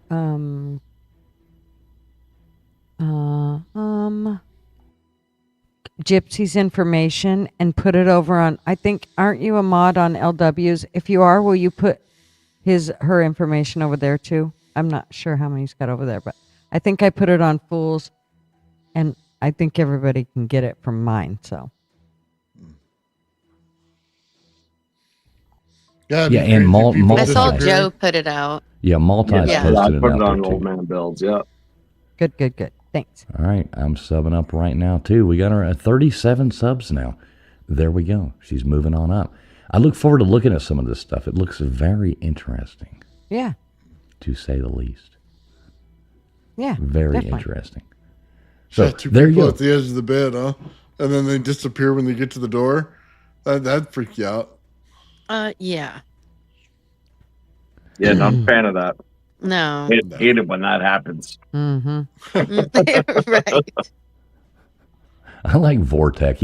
Vortex. We got a lot of funny comments here. 37 cents. I know. A lot to eat. Oh, yeah, Jarvis is a good guy. Yeah, footlongs. Hold on. So Nathan says that he hasn't experienced any of this stuff, but here's the funny thing: he has. Okay, Oh, I just have, huh? not in Go for the sense that we're discussing, right? So he works with high voltage a lot. All right, Yeah. this is something I've experienced too with it, right? So whenever you get a room pumped full of high voltage and you have building out layers of fields, there becomes like dark spots in movement in the room. Oh, yeah. Okay, now it's not to the same extent. I don't want to say that but it is though. It's like the same thing. Like you will see dark, spooky things. You know, when you're messing with high voltage, and explain that one. But okay. Yeah, you'll be sitting there, and all of a sudden you see a shadow move, and it's like you think an animal came out of the wall and went back in, and all you see out of your eye is that dark shadow, but then your mind starts perceiving something that came through. Yeah, it's like a mind warp. It's like the time is delayed in that area, and you're no longer like they're coming from outside the garage somewhere, like it was the desert at that time or whatever was going on, but now you're seeing them in the time you're in your building. Sometimes you get like black spots that go everywhere, man. I've never had a person like show up or anything like that, or any shadowy figure, and I've been waiting for that guy so I can have a beer with him, but I never get that guy. I always get some weird stuff going on, and I'm always looking around like, what the heck? So yeah, always get some weird stuff going on. It could just be something messing with your visual cortex, you know what I mean, as you're playing with all this high voltage. But I don't know yet, man. But there is if you can make a connection, because you watch all these like ghost hunters and stuff go out. What they always look for is like spikes in the electromagnetic field. So they walk around with their little dope meter, and they're like, "Oh, what am I doing?" Those shows are so. Guys get on it, right? I And can't. the meter starts going, whatever, right? But what we know, we do have another caller on the line here. Oh, sorry, cool. Oh. Yeah. Don't apologize, but let's take the caller. That's why we're here. Take it away there, Baker. Yeah, we've got Debbie. Debbie's calling from New Mexico. Debbie, you're live. Hey, how are y'all? Hey. How you doing tonight, Debbie from New Mexico? Thanks for calling in. What? How can we help you? What do you got for us? Yeah, no, I have an experience. There was a UFO that came down, and it came and landed out in my fields and almost took one of my cows out. Almost taking out one of your cows. I like it. So tell us more. We're all ears. My Miss husband Debbie. told me that thing came to him in the middle of the night and it probed him. That's amazing. I love it. I Are love it, y'all Debbie. laughing? Well, No. 100%. Yes. No. Sorry. Yes. So let me ask you this: did he like it? He was dead serious about this. It's not funny. Oh, that sounds awful. I'm poor guy. Well, but more what's details. the What else experience? happened? Yeah. I feel like y'all are making a mockery out of me. No. Well, let's start at the beginning. My Let's start at husband- the beginning. So tell us about this experience, Debbie. Yes, we need more details. There was a green shining flying light that came down into my field where my cows are. I live down near where Roswell is. Mm. Y'all were just talking about Roswell, weren't you? Mm-hmm. Mm-hmm. Well, so Mhm. when you saw the UFO fly in, I mean, what did the UFO look like? Like, what did you see? I didn't see it walking out of there. My husband said that he had the experience with it. Oh, okay. Oh. Okay. Did he describe it I to you? just saw it, and I almost saw that it almost hit Betty. So it wasn't trying to pick the cow up. It flew toward the cow. It crashed towards the cow. Oh, it crashed. And Wow. so, Yes. did he see these things come out and like before it got a hold of him? I mean, I'm seriously. I don't know. I think he was. To him, I almost feel like it was a dream. But if I wouldn't have seen it, I wouldn't have believed it myself. And But he said that thing came down in on him on the bed, and it probed him, and that he was taken into the UFO Space Center, or the UFO, the flying object thing, and that he saw something weird up there, like things with almond faces and eyes. I'm not shitting you. You said that real. it crashed into Betty, right? No, it almost did. Almost did. Well, so now is this a brown Betty or? No. I'm serious. Brown Betty? No, she's black and white, you dumbass. Get him. What's wrong with you? Jeez. Get him, Debbie. Get him. I love it. Love Debbie from New Mexico. Yeah. All right, Debbie from New Mexico. Don't say it if you can't take it. This thing, what did it look like? Because Why you're are y'all saying it laughing at me? crashed This is and then not- it got Oh, we're not probed. laughing at I you. just thought that I would share my experience with y'all. Yeah, I'm glad you are sharing Why it. are y'all laughing at me? Oh, No. We're not we're not laughing laughing at at you, but it's You called him So- a dumbass, so we were laughing. I mean, right? You called him a dumbass. At least she hits the nail on the head. you. Right? I mean, That we is know true. he's a dumbass. I mean, did they take your husband? Did he say that he had like an No, experience my outside husband's the still home? here, unfortunately. Oh well, can't win them all. See, can there's ya? another. You can't be funny and expect us not to laugh. I'm sorry. Well, I'm sorry. Yeah, that I'll admit. Yeah, that's one to laugh at. I mean, right, and I would tell peace, him, love, and all maybe things. that alien should have taken you away, honey. Right? That they couldn't take you for longer. I'm going to be honest and say it was hard not to giggle Probe when him it's and like, take him away. yeah. Well, I didn't know there was such a southern accent in New Mexico. It's just throwing me off. That's why I was. I'm not from New Mexico. Oh, well, that makes me feel a little I'm better. from North Carolina, honey. Okay. North You from the Kakalaki. NC. Gotcha. Yeah, I'm from Asheville, but I live in Artesia, Arizona, or New Mexico. I'm sorry. I'm sitting I here. love it. I love it. Well, Debbie from Artesia, New Mexico. We do thank you for I calling thought she in was with from your- Dallas. With your hang on, we do Debbie appreciate you does calling in with your Dallas. experience, and definitely we wish your husband well, and hopefully that does not, unless he liked it, then we do hope it happens. To I him do have one again. question. Yes, take it away. Was this probe, was it long and silver, about 5 inches around and 31 and a half inches long? I'm just curious, asking for a friend. I don't know. He didn't want to talk Asking about it. for He a just told me friend. he was probed. Oh boy. Oh, geez. All right, Debbie. Well, we do appreciate your call, and definitely make sure you call back in. Amen. Thank you very much for calling. Yes. Look, Thank you for calling, I'm gonna talk to Debbie. Hector, and I'm gonna get back to all y'all about.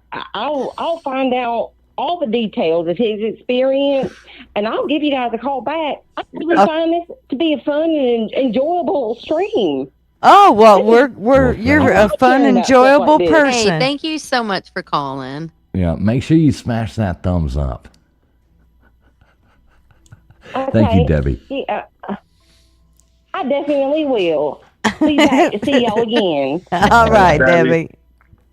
Debbie. Thank you. man. There we go. How do you start off a story with somebody got probed and not laugh? Well, that's what I was gonna say. I'm gonna take a random survey. I'm gonna have to just walk out into public supermarket or something, just walk up to 10 random people and go, so you wouldn't believe it.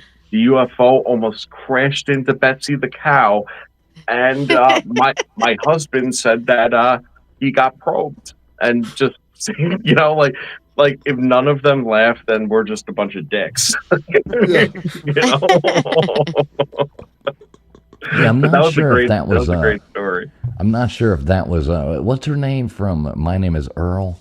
It sounded more like that. Is Joy from My Name Is Earl. Yes, Yeah, I'm pretty sure that was so Joy funny. from My Name Is Earl. Hey, big shout out to Vortex, $10 super chat there, calling from Jamaica Mon from a VPN.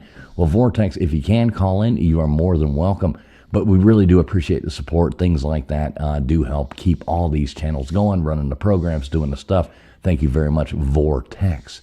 Much appreciated. Folks, phone lines are back open. We'll keep this going for a little bit longer. 775-644-0664 if you want to call in. Phone lines are open. Oh my God, dude, I lost it when you started describing the probe, okay? I'm sorry. I couldn't try help not to it. laugh to be respectful to the lady calling, but man, it got me. She was on her way out. I figured it was okay. She'd do a slow burn and still come back later. You have to call it the object. It's the object. The object. Yes. I mean, exactly. you know what? It may very well have been that same damn probe, because the fact that her husband didn't want to freaking talk about it. I mean, He's like, we're not gonna. I don't 5 know. inches Don't in ask. diameter. I wouldn't want to talk about it either. Since I've seen it, when somebody says probe, that's all I can think of is that. So, I mean, Seriously. It puts the lotion on the probe. So did it have a Jewish star on the head? Did you guys? somebody go Diddy on it. Yes, it's definitely circumcised. It's definitely circumcised. Oh yeah, you rush it with the baby oil. No turkey neck on that probe. Did you guys happen to see James's latest update with his letter from a government entity? No. Oh yeah. Details, please. Oh, you definitely need to check this one out. We haven't heard back from our friend James, but Well, should we watch it? No. Oh, okay. No. No? Okay. No. All right. You know, if he wants to give us more information, he can call back in, James. But yeah, that was definitely an interesting call right there. Yes, it was. Yeah, phone lines. Baker, are you back with us?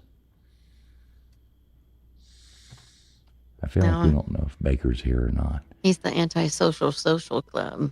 I know, he might have somebody in the back again. But phone lines are open. I'll say it again, 775-644-0664.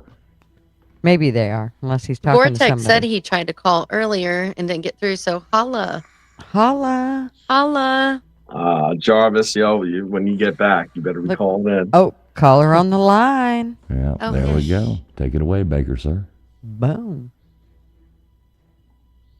Yeah, so I've got Guru, our friend Guru. He's calling from Florida. Guru, you're on the air. Hey, how's the panel doing? How we doing, Guru?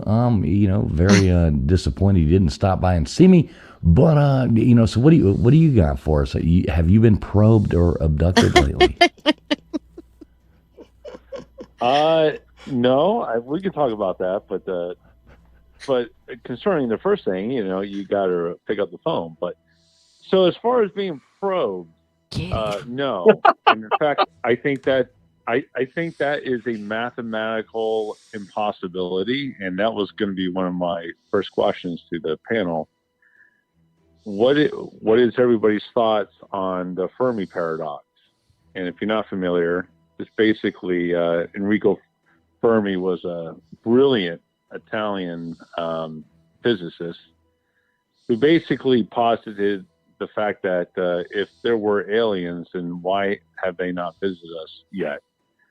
Basically saying that we're so far away in physical terms from aliens that there are no aliens because we've never been visited yet. So I just wanted to get the panel's thoughts on that. And second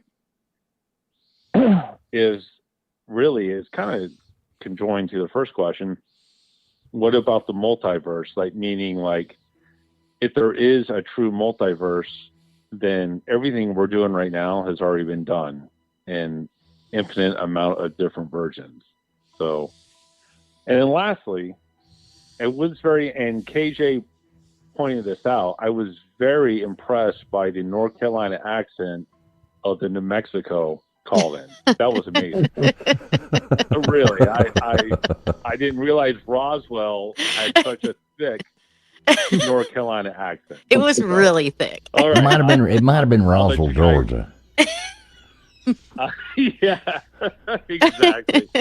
But I'm just curious to know y'all's thoughts on those two subjects. Okay, I've got an answer on one. I'll let somebody else take away with the others. As far as aliens visiting, what if we are the aliens? What? Well, what if we already visited a long time ago, and now we are part of the aliens? Well, where, you are where will tall we have and visited from? you What are did you say? tall and skinny with a funky looking head full, so you could be kicked off as an alien, but me? I don't think they could. Live long and prosper. Nano. Nano. I mean, isn't the obvious thing with that, like, who's to say that we haven't been visited? Like, But am I alone in that? Like, yeah.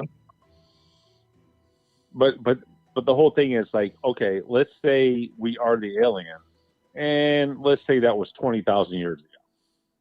But where? Like, 20,000 years is nothing in the grand scheme of this whole universe or multiverse.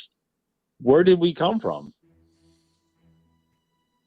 Well, we don't know. I'm a firm believer that our Earth is and our civilizations are a lot older than what we think. I think we've had a lot of resets happen in this world. I'm almost under the belief that the pyramids weren't built by the Egyptians, more so the Egyptians found the pyramids. Mm-hmm. I agree. With all of that, I agree. That was Yeah, I mean, what are your thoughts on that there, Guru? I think we underestimate people. I think back then they were capable of a lot greater things than we give them credit for. I really do. Now, this is Yeah, I would something think that so, the too. old man and I have discussed a few times, because who's to, like, we think of technology like what we're doing right now.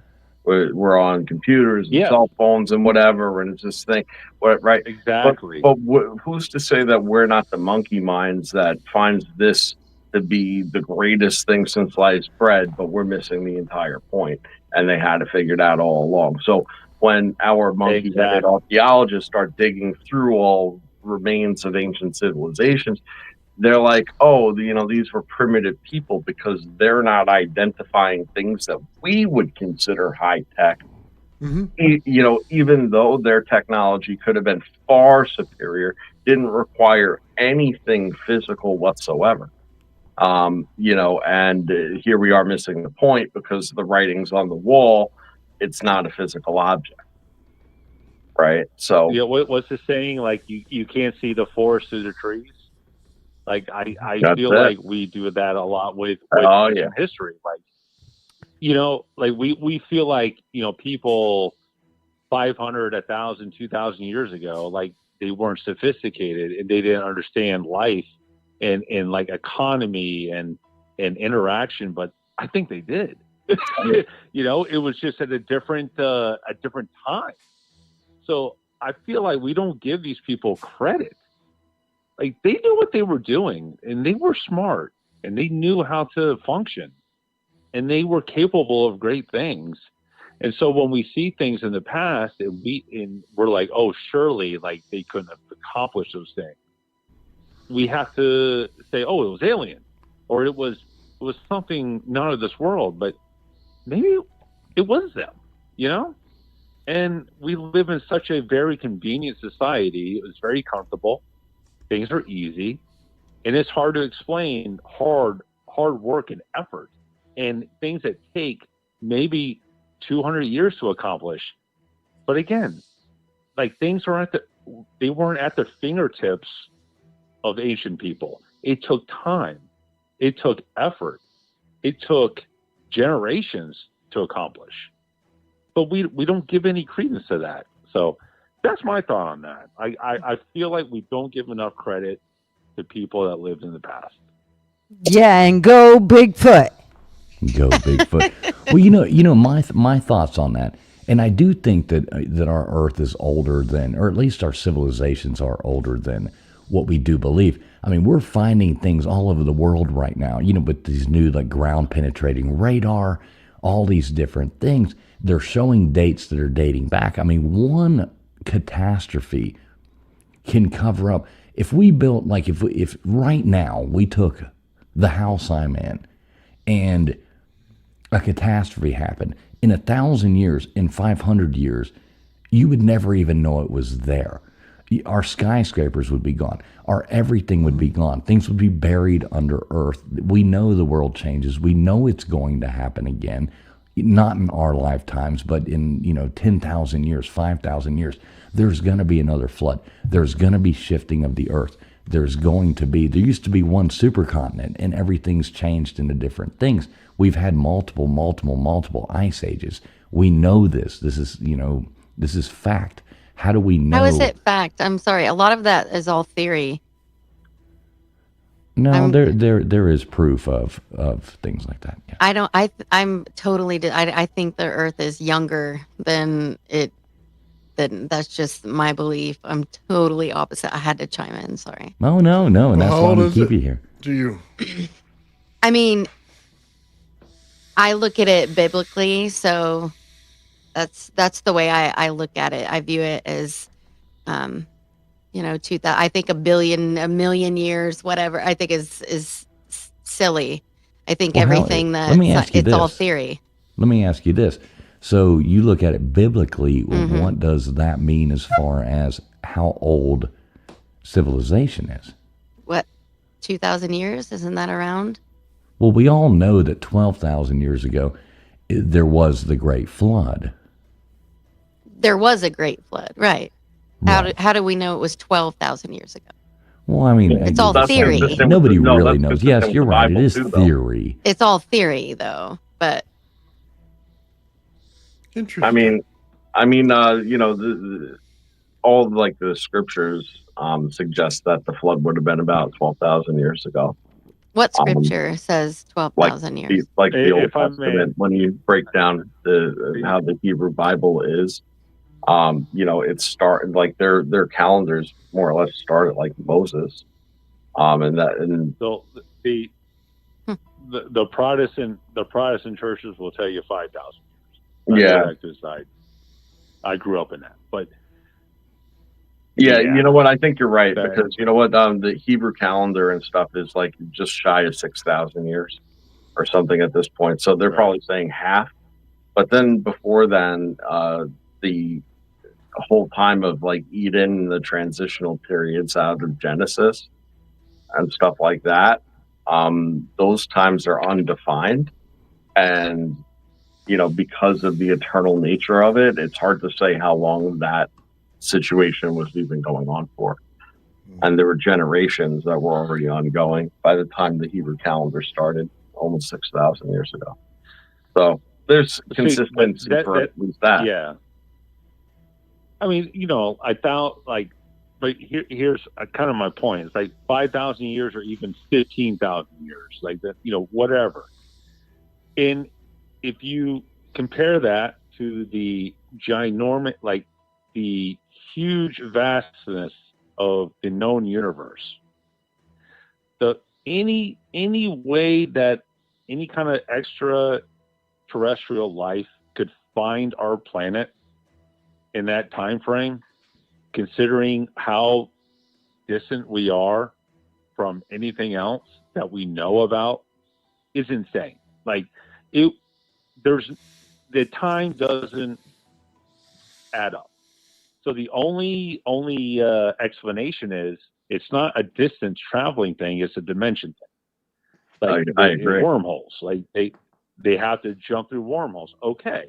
So if that's the case, why haven't they shown up yet? And that's the whole Fermi paradox. And it's very interesting. And I'm not saying that's the end all be all, but it's a great thing to think about is if there were aliens, then why aren't we not seeing them right now? I agree. I personally don't believe in aliens. Do you not remember Mork and Mindy and Alf? Come on. I hope it's Alf.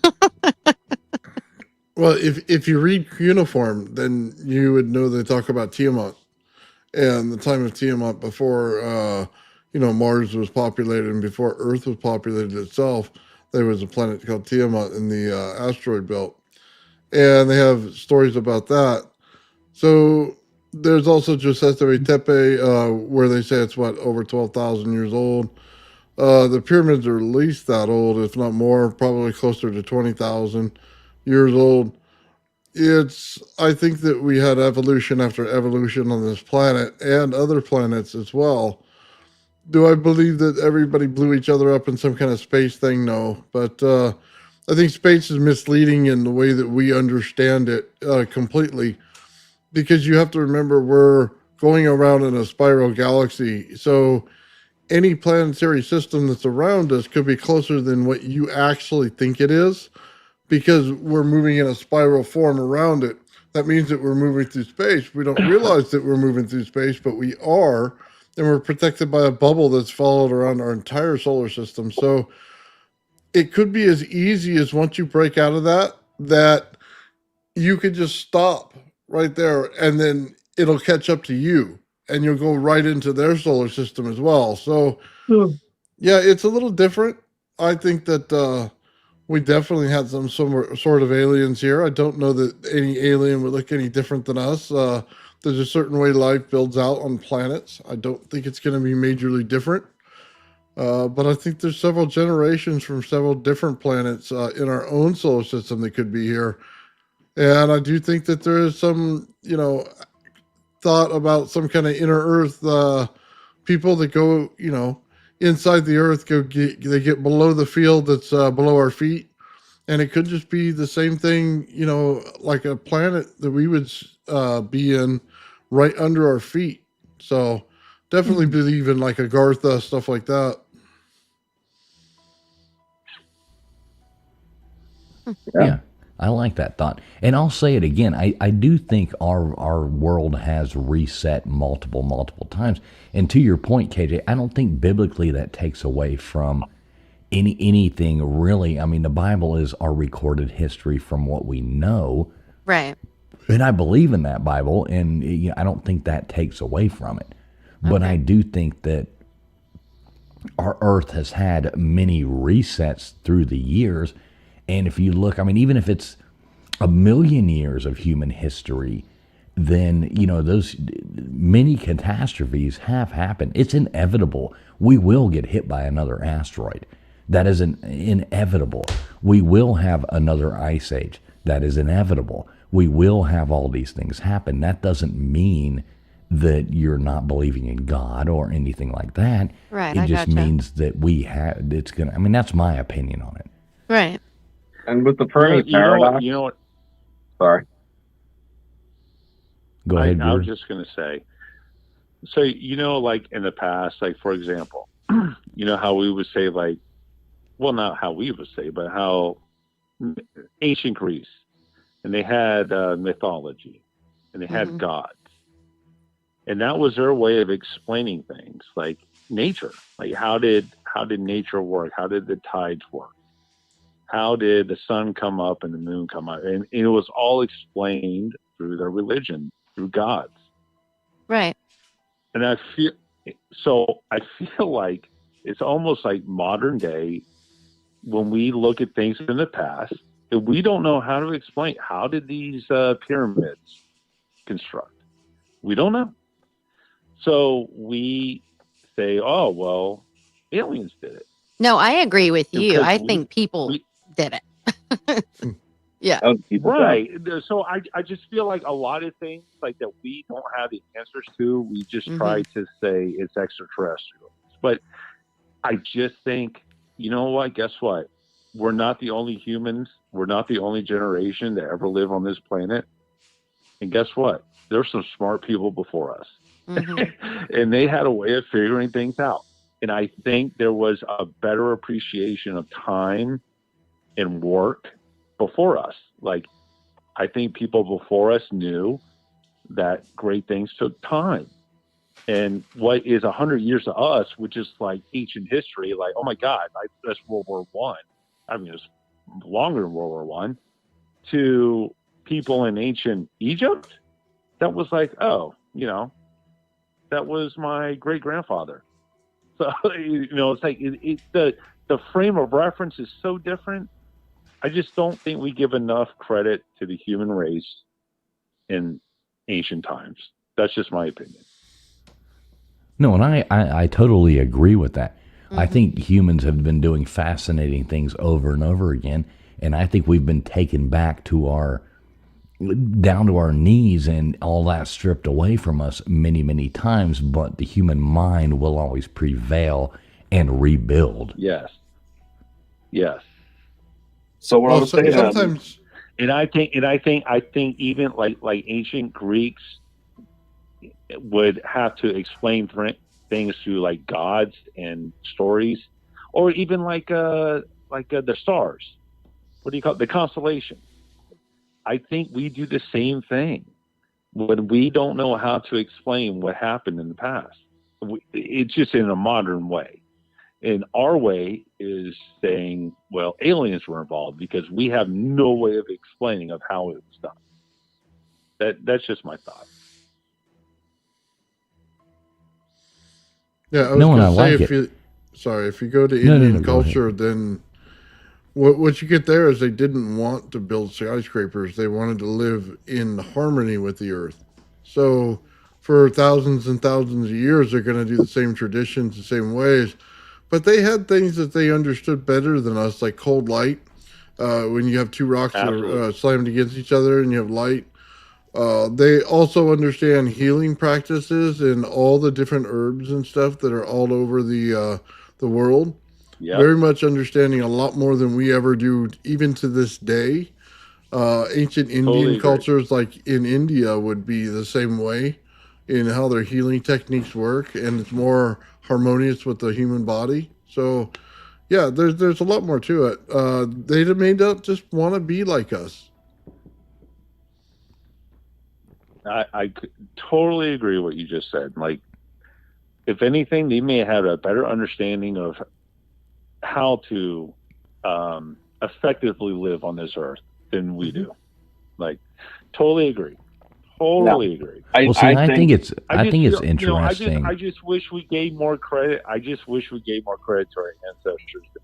That's all. They weren't idiots. They weren't. Well, let me ask you this, Guru. They didn't understand the functions of humanity and well, let me ask you this. You know what? Hang on. Okay. Let me ask you this. So with the new discoveries being, they scientists, it's all said to be written and they can't change their mind. But now that we're finding these other places like Göbekli Tepe and, things like that, showing that human race was doing things long before recorded science is saying that they should have been able to do it, shouldn't we all take a step back and look and go, wow? And, what is under the jungles, in Brazil? What is under Antarctica, all the sheets of ice? We don't know, but it seems like everybody's afraid to explore that idea. Yeah, but I totally agree. But if anything, to me, that just tells you like the power of the human race, like that maybe we've been here longer and we've flourished longer. Like, I don't think that has anything to do with aliens because, like I was saying, in the grand scheme of things, what is 10,000 or even 100,000 years compared to intergalactic travel that it would take to get to this one lonely rock in an outpost of the Milky Way, which is way out of the way of the whole grand known universe. Like 100,000, a million years, it means nothing. So we're talking like what's it called? Getepe? I can't think. The place in Turkey. Yeah, like, Göbekli we were Tepe. thinking that. So we're thinking humanity was there maybe 5,000 or 10,000 years before Sumeria. Okay, which is freaking rad, but that's not in the galactic terms. That's nothing. So that's what I'm saying. Like, I don't think we've given enough credit to how powerful the human race has been over time. We're a very, very powerful people. Like, the civilization's been amazing. So this And is where I just feel wanted like we to gotta give interject though, ourselves some real credit. quick, into what you were saying, because and it all is playing a role in the same thing, right? I agree with you wholeheartedly. I think that we do not give ancient cultures enough credit, to the point where we become dumbfounded every time we find something older and more sophisticated. Absolutely. And it's nonstop.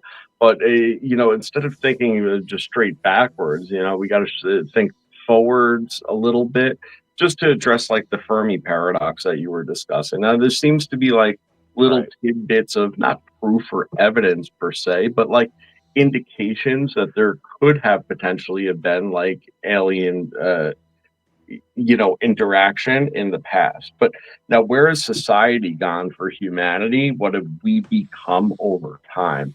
Were we always warring people, or did we have greater enlightenment at one point in time that maybe fell to the wayside? And realistically, after one of these major catastrophes has a huge wipeout effect on humanity, what were we coming out of that?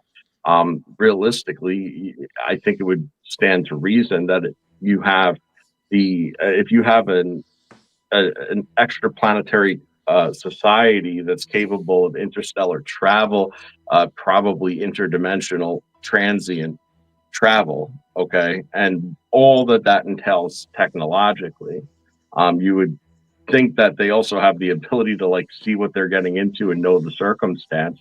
And like you said, what would be the purpose if we were in a state of violence and scarcity and fighting with one another, in a state of lost enlightenment, and we're literally backtracking societally, and we're no longer.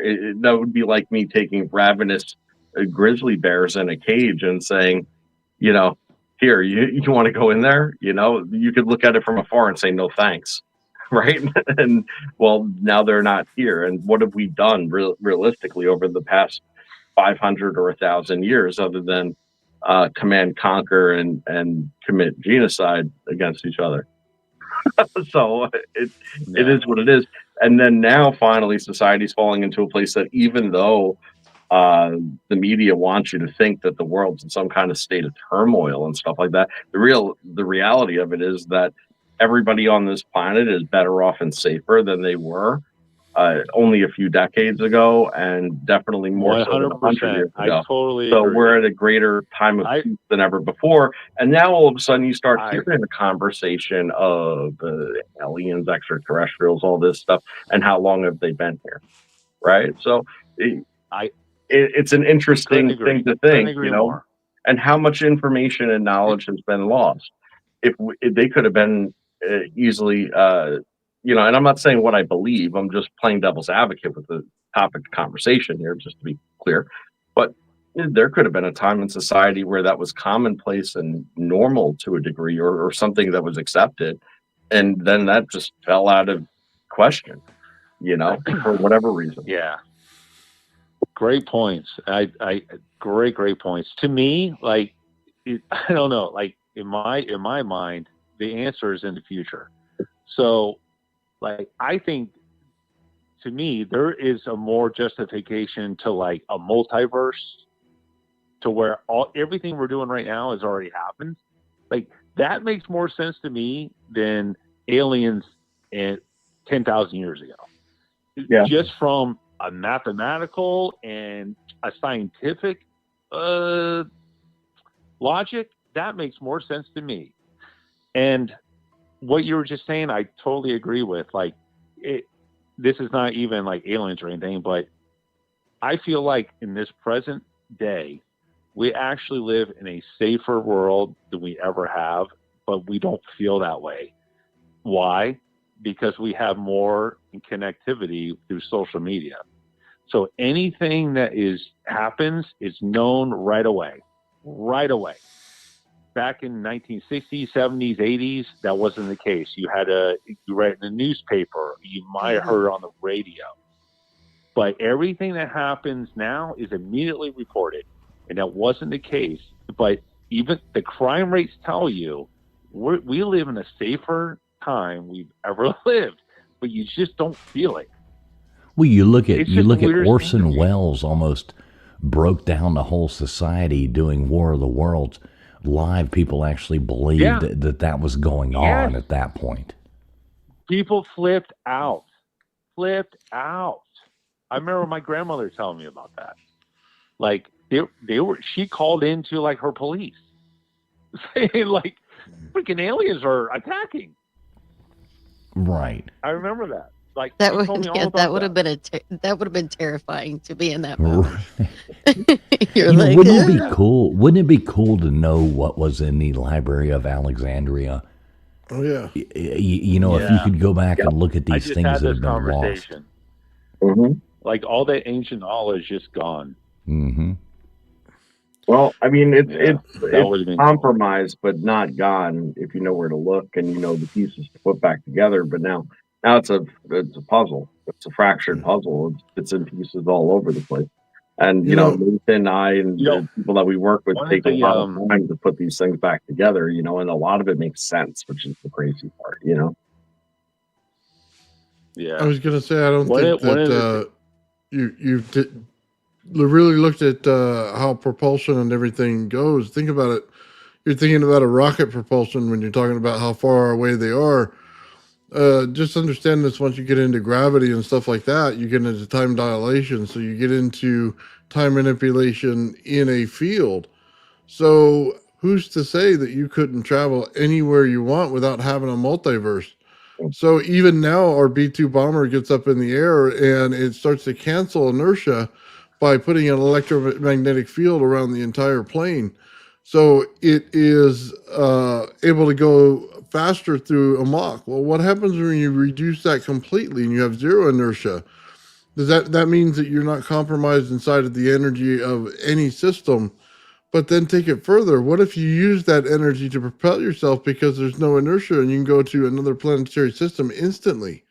I think the future is going to hold a lot more interesting stuff for propulsion than you think.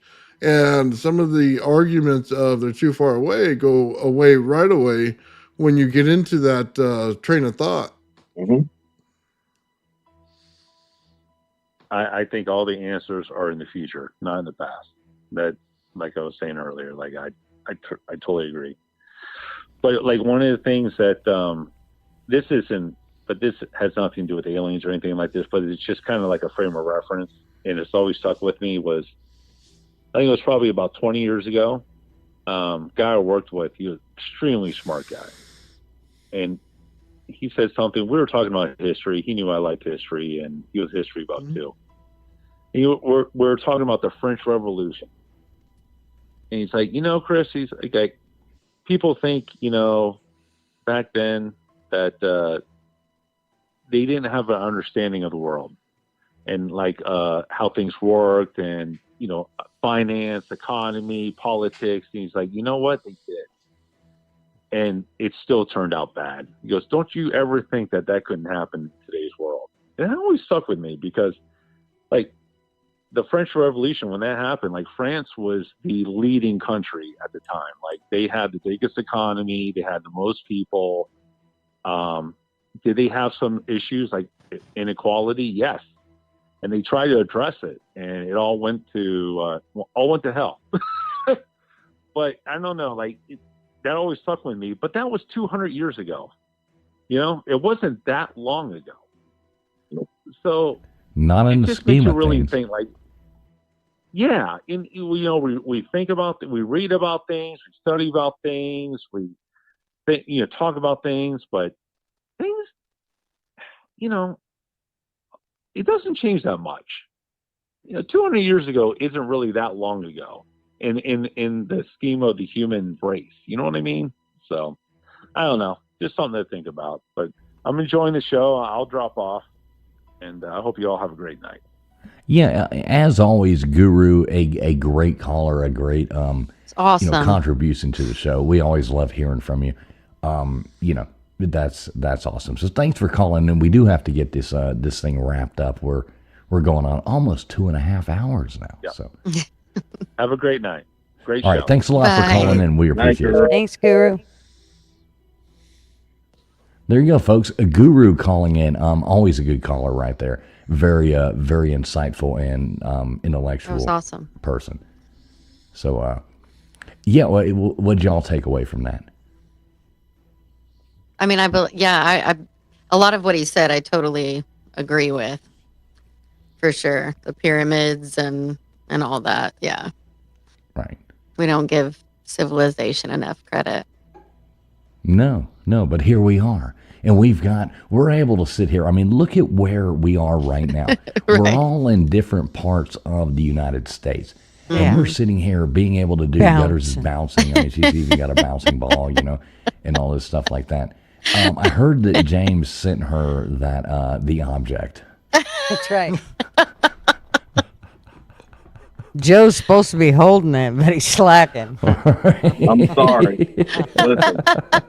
All you gotta do is, hold. Just act like the Statue of Liberty. Oh my gosh. It is 1 o'clock in the morning by me. My second 2-hour plus cast of the day. I know you've already done it. You've already done it. I'm like, yeah. This is dedication right here. Well, yeah. So we'll go on ahead. We'll wait for Baker to come back before he finishes up that call. Oh, he's already back. Look at that. I'm back. Okay. Baker, great job running the phone lines there. You did great. Yes, thank you, Baker. That was awesome. Thank you. Yeah, I appreciate everybody that called in. I've got 30 missed calls, so we had a lot of people wanting to call and talk tonight. I am so sorry. Please tune in again next week. Wait, nope, won't be here. Got to be the following week for our Ghost to Ghost show. Ghost to Ghost. That will be Halloween night. Yes, And be here we and dress up. Okay, but next week is a really, really good show that Baker is actually going to miss. And it's actually going to be, we'll send out links, but, or we'll post a link. But that one is going to be super fun because it's going to be horror movies based on true stories. Yay. That's next week? That'll be fun. Mm-hmm. Yes. The Yay. story of my life. Yeah, so we're going to be talking about, obviously it's the spooky season. We're coming up on Halloween. We're going to be talking about like the, horror movies based on true stories, the origins, and things like that, like where these movies got their starts. The week after is obviously going to be Halloween. We're going to see some costumes coming up on here. We're going to see things like that. Maybe we'll work out some kind of thing and maybe do some kind of contest, something. I don't know. We're throwing all that up in the air, but we're definitely going to want to hear everybody's spookiest stories on that night. Yay. So, Baker, did you want to tell people about any kind of website, anything like that going on, or is that? Well, I mean, I will say that if anybody out there has any questions that you want to send us offline, and or if you want to potentially schedule to be a guest on our show, you can email us now at contact@abbinormal.com. I am in a process of working on a website, but abbinormal.com is up and running where you can watch the live shows, but it's under construction. So bear with me. I'm only one person with so much time. But contact@abbinormal.com if you have any questions for us that we can read on the air when we come back, and or if you want to schedule to be a guest. Yeah, there you go. We would love everybody to go over there, check out, abbinormal.com.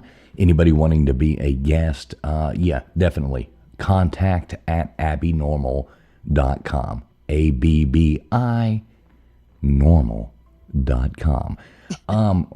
Whatever. Baker explained it better than me. So let's go on ahead and get this thing wrapping up. Gutters Pop, what do you got going on for us the rest of the week? Pretty much the, same old. We will start out next week on Tuesday with our Tuesday night show. And then we will do Friday again. So we're just going like crazy. Maybe or maybe not, we'll have a coffee club. I don't know. It all depends on how I feel when I wake up on Friday mornings. All right. Everybody can go there. Just type in Gutters Pub into YouTube. She's going to come up. There are no other Gutters Pubs. Yeah. All right. So moving on. Nathan, Old Man Builds. What do you got coming up for us, brother? Basically, Joe and I are going to work on the RAV a little bit. I set up a day on Sunday to do it. We got new parts that came in, so we're going to be looking at that, slowing down footage, seeing exactly how these things build. It's going to be pretty awesome. We got to put in a lot of work. We've been getting a little slow on it, so I plan to spend the whole day Sunday just burning my eyeballs out trying to get these things done so I can get all the footage of Joe and he can check it out. But yeah, that's what we're going to be doing, just making energy balls in the garage here. Our mad scientist. I love it. I love it. The mad scientist. And just cool. Everybody, if you type in Old Man Builds into YouTube, you're going to find Nathan's channel. Brilliant stuff over there. You'll see all kinds of Tesla coils and all this stuff that I don't quite understand, but it is fascinating. So nice. Everybody check him out. KJ.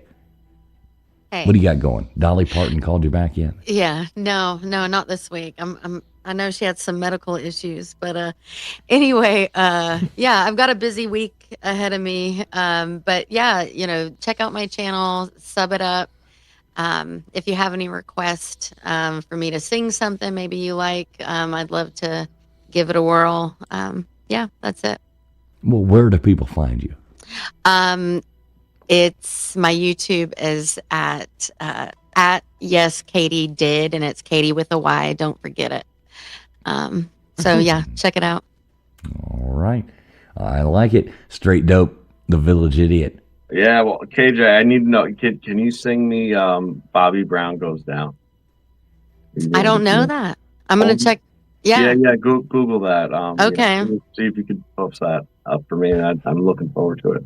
Okay, cool. All right. Now, what do I have going on? Nothing. That's it. All right. Well, you got a channel, Straight Dope. You wanna shout it out? Yeah, it's the Straight Dope. That's look it up. You'll see a little Alex Grayhead thing that I painted. It's my logo, some crappy songs, and Joe cooking, and that's all that's on my channel. If you want to watch me, you check me out on Fridays on Old Man Builds. There you go. I like it. Baker, you got any last words for us? Just that, again, I won't be here next week, but I'm sure everything will just go without a hitch, and check your Cash App. I know. I got you. All right, cool. Well, everybody, big shout out to everybody coming in here. Big, thank you to Jason R. I'm not going to say your last name. I'm not going to dox you. Much appreciated on the Cash App that came in. Thank you so much for that. I do appreciate that. And a big shout out there as well to Vortex coming in there supporting the show as well. Thank you very much, Vortex. That is super cool. Both you guys, without you guys, we can't keep this stuff going. So we do all thank you. And we do thank everybody watching over on X, everybody watching on YouTube, watching everybody's channels. This is super cool. Thanks so much. You make it happen. So we'll be back next week, and we will be talking about horror movies and their origins, things like that. We do hope to see everybody right there. So what is the old saying? Same bat time, same bat channel. We will be back. So that being said, thanks so much, everybody, for being here. Make sure you tell us goodbye in the chat, good night, or, F you, or anything like that. Just make yourself heard. Everybody have a great night, and God bless.